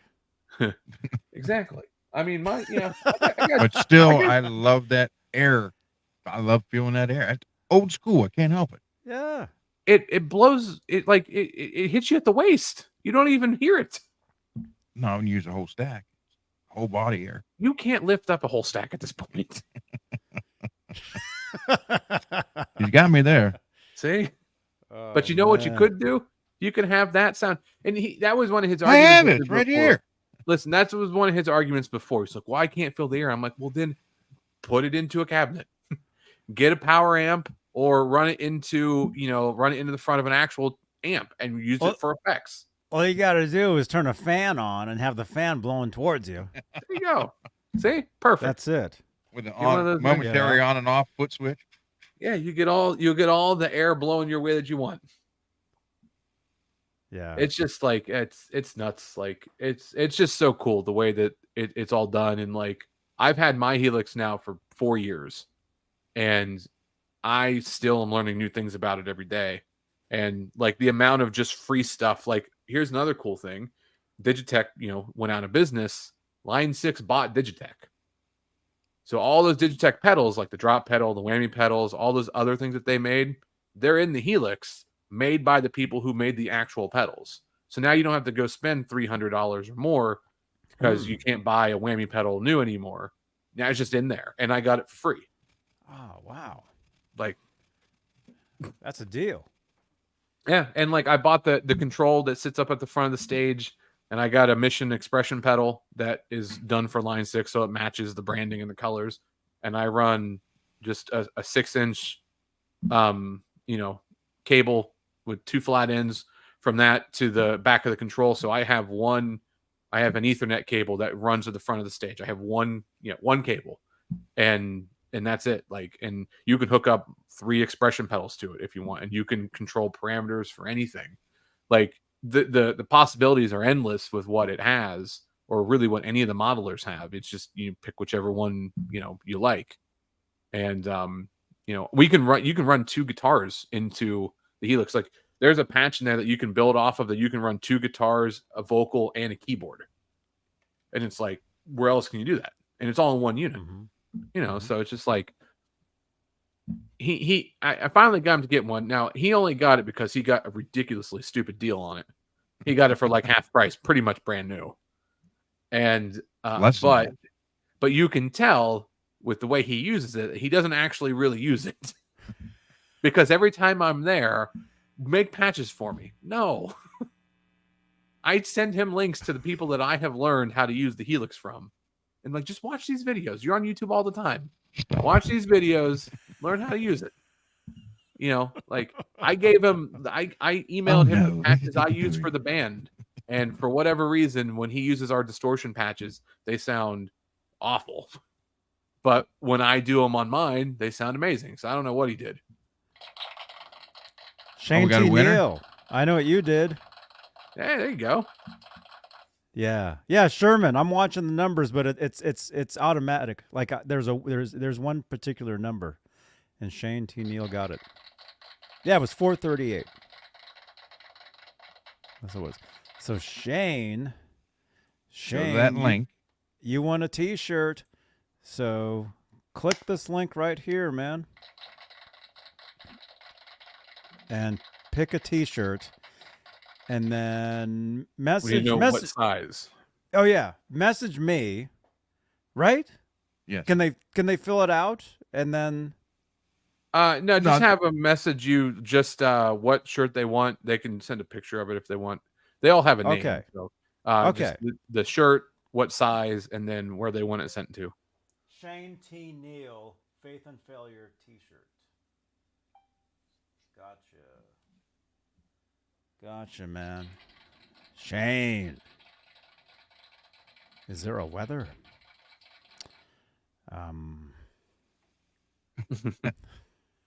Whether or not, I don't know.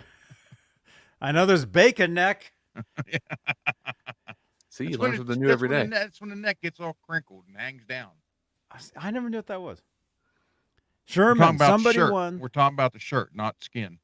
Oh. I'm developing that, man. Listen, if you ever used to wear like an undershirt underneath of a T-shirt, that's like when you get it. That's when I used to get it growing up.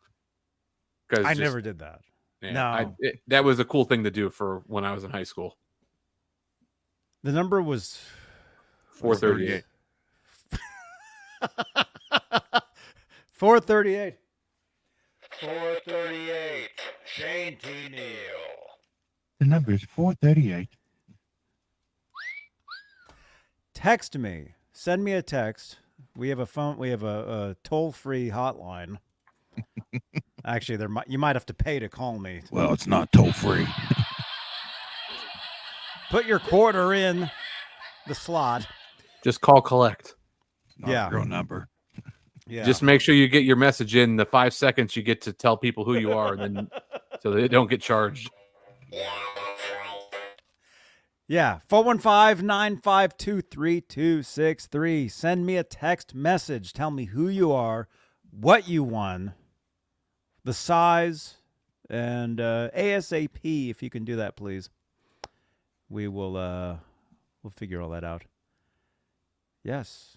And then I will send my dad, once it's mailed, once it's shipped out, I'll send my dad a tracking number so you can send it to them so they can track it if they'd like.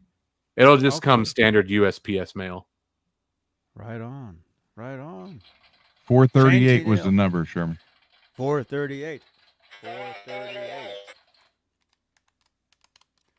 438. So Yeah, see, 4 I've and got 3, this- 4 and I've 3 got went this next to stupid each other. thing. I saw this on Amazon and I had to have it. I'm like, oh my gosh, I can totally annoy people with this thing. You know?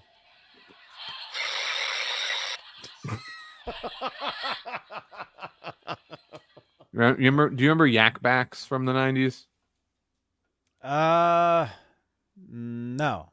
It kind of reminded me of. It was something that I had as a kid. Everybody always liked. They were like this big, and all it was just a voice recorder that you just spoke things into, and you could play it back, and it would play back in a funny voice. And that's like all the thing was. So that's what that reminds me of. Oh, It was called yak backs. yak back. I need to get one of those. They're Janice, probably can you super send expensive now? Janice, can you send me a tweet reminding me we need to find the yak back? Laz Dude. probably has one. Honestly, there might be one in the basement where my dad is. I never got rid of stuff. I have a giant bag of wrestlers from the 90s right over here. Oh, yeah. He was, Ultimate Warrior was his favorite. And his Oh, Then Shawn cousin, Michaels. his cousin was probably same age or a year younger. I'm 2 months older than him. Okay. So, and every time his cousin come over when he was like 4 or 5 years old, he was like, big arm, just clothesline him and take it. bacon he jumped- neck.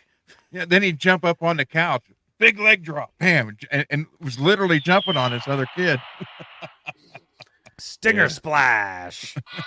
Yeah, we would always beat each other up. I still have like I still have my wrestling buddies like Hogan and Warrior.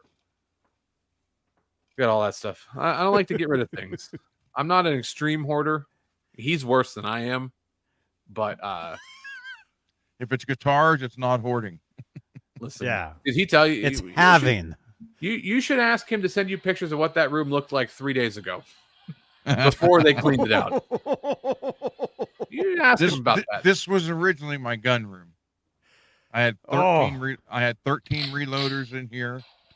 I had guns all over the walls, but I sold most of them.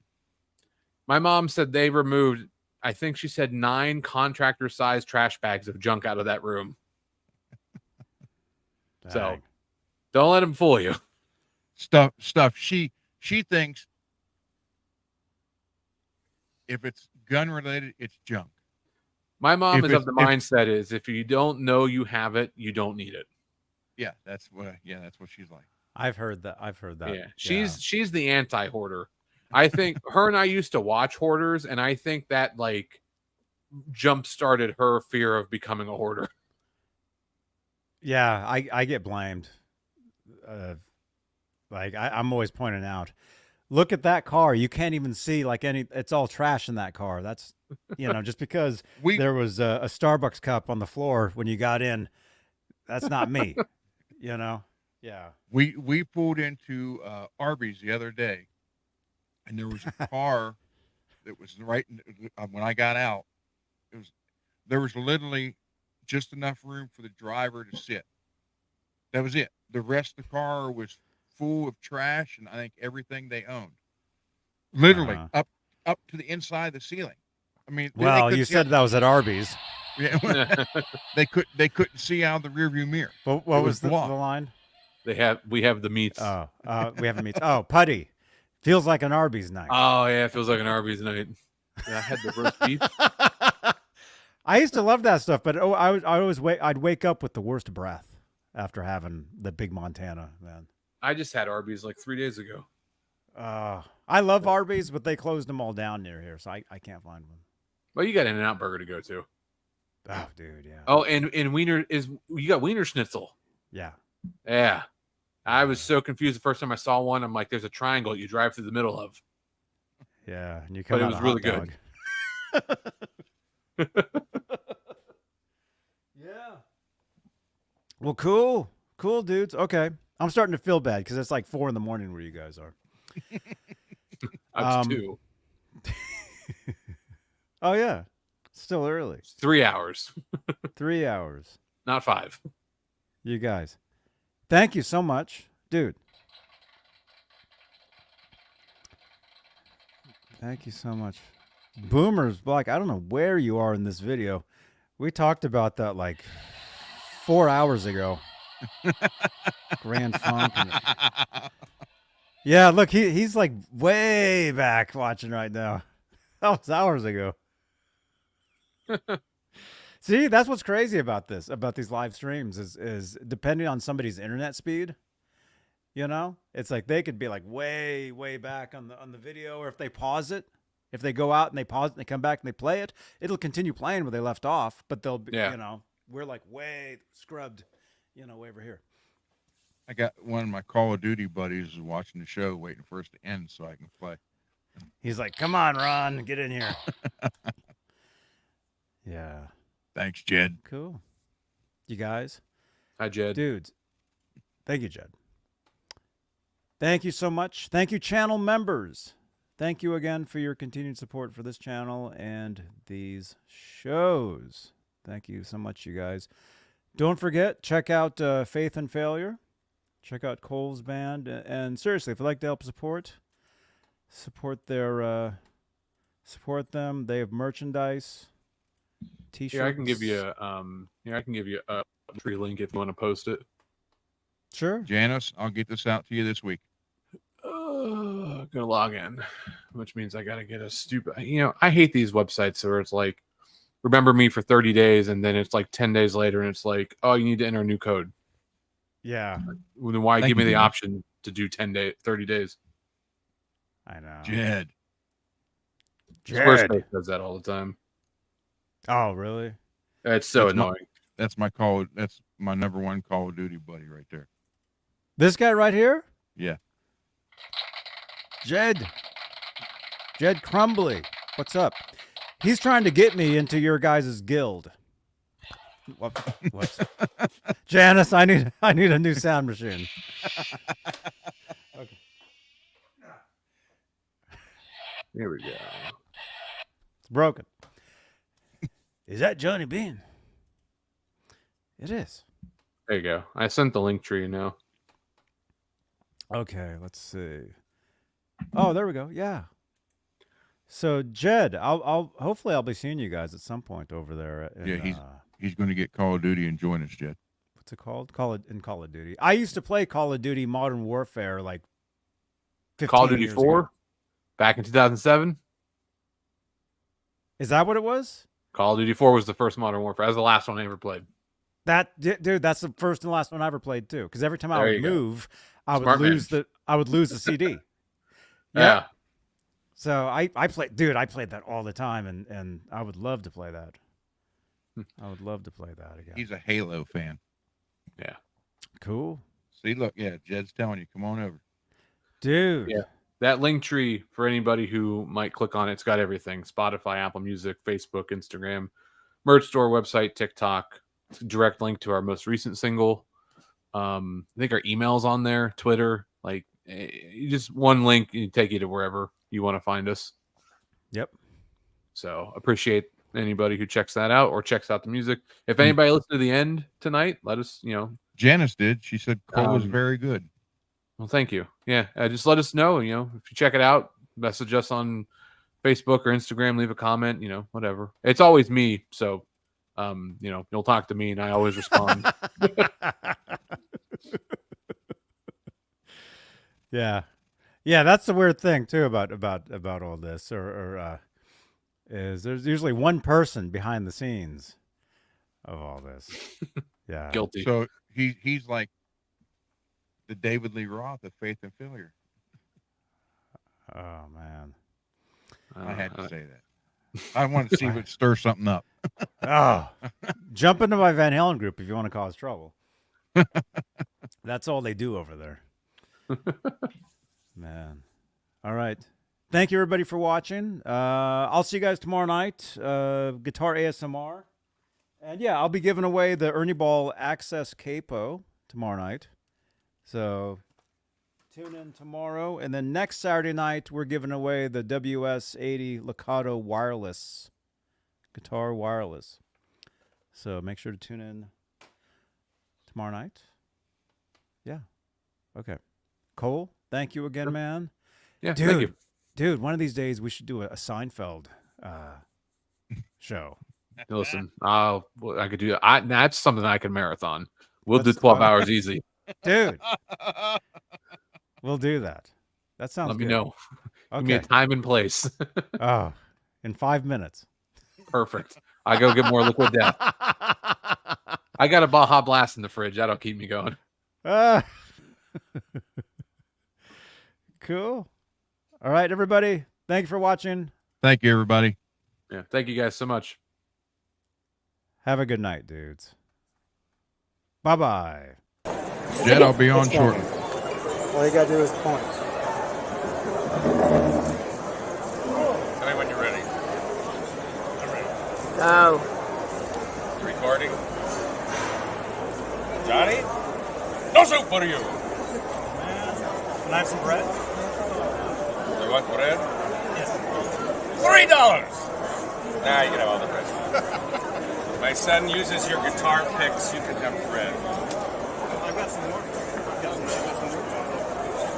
Ladles for $20. All right, guitar picks. Cool. Oh, that's the one.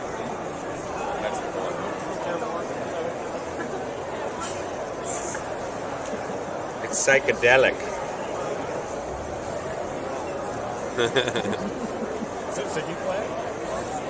No, I really don't. I tried years and years ago, and I just felt like my fingers were way too clumsy to ever be able to have a clean sound with a chord. But Ben is doing pretty good. He's sounding good. He's taking lessons, and he's really into it. So I have high hopes for him. Well, thank you for these. I can't wait to give these to him. I got bread. Here. Almost. Thank you.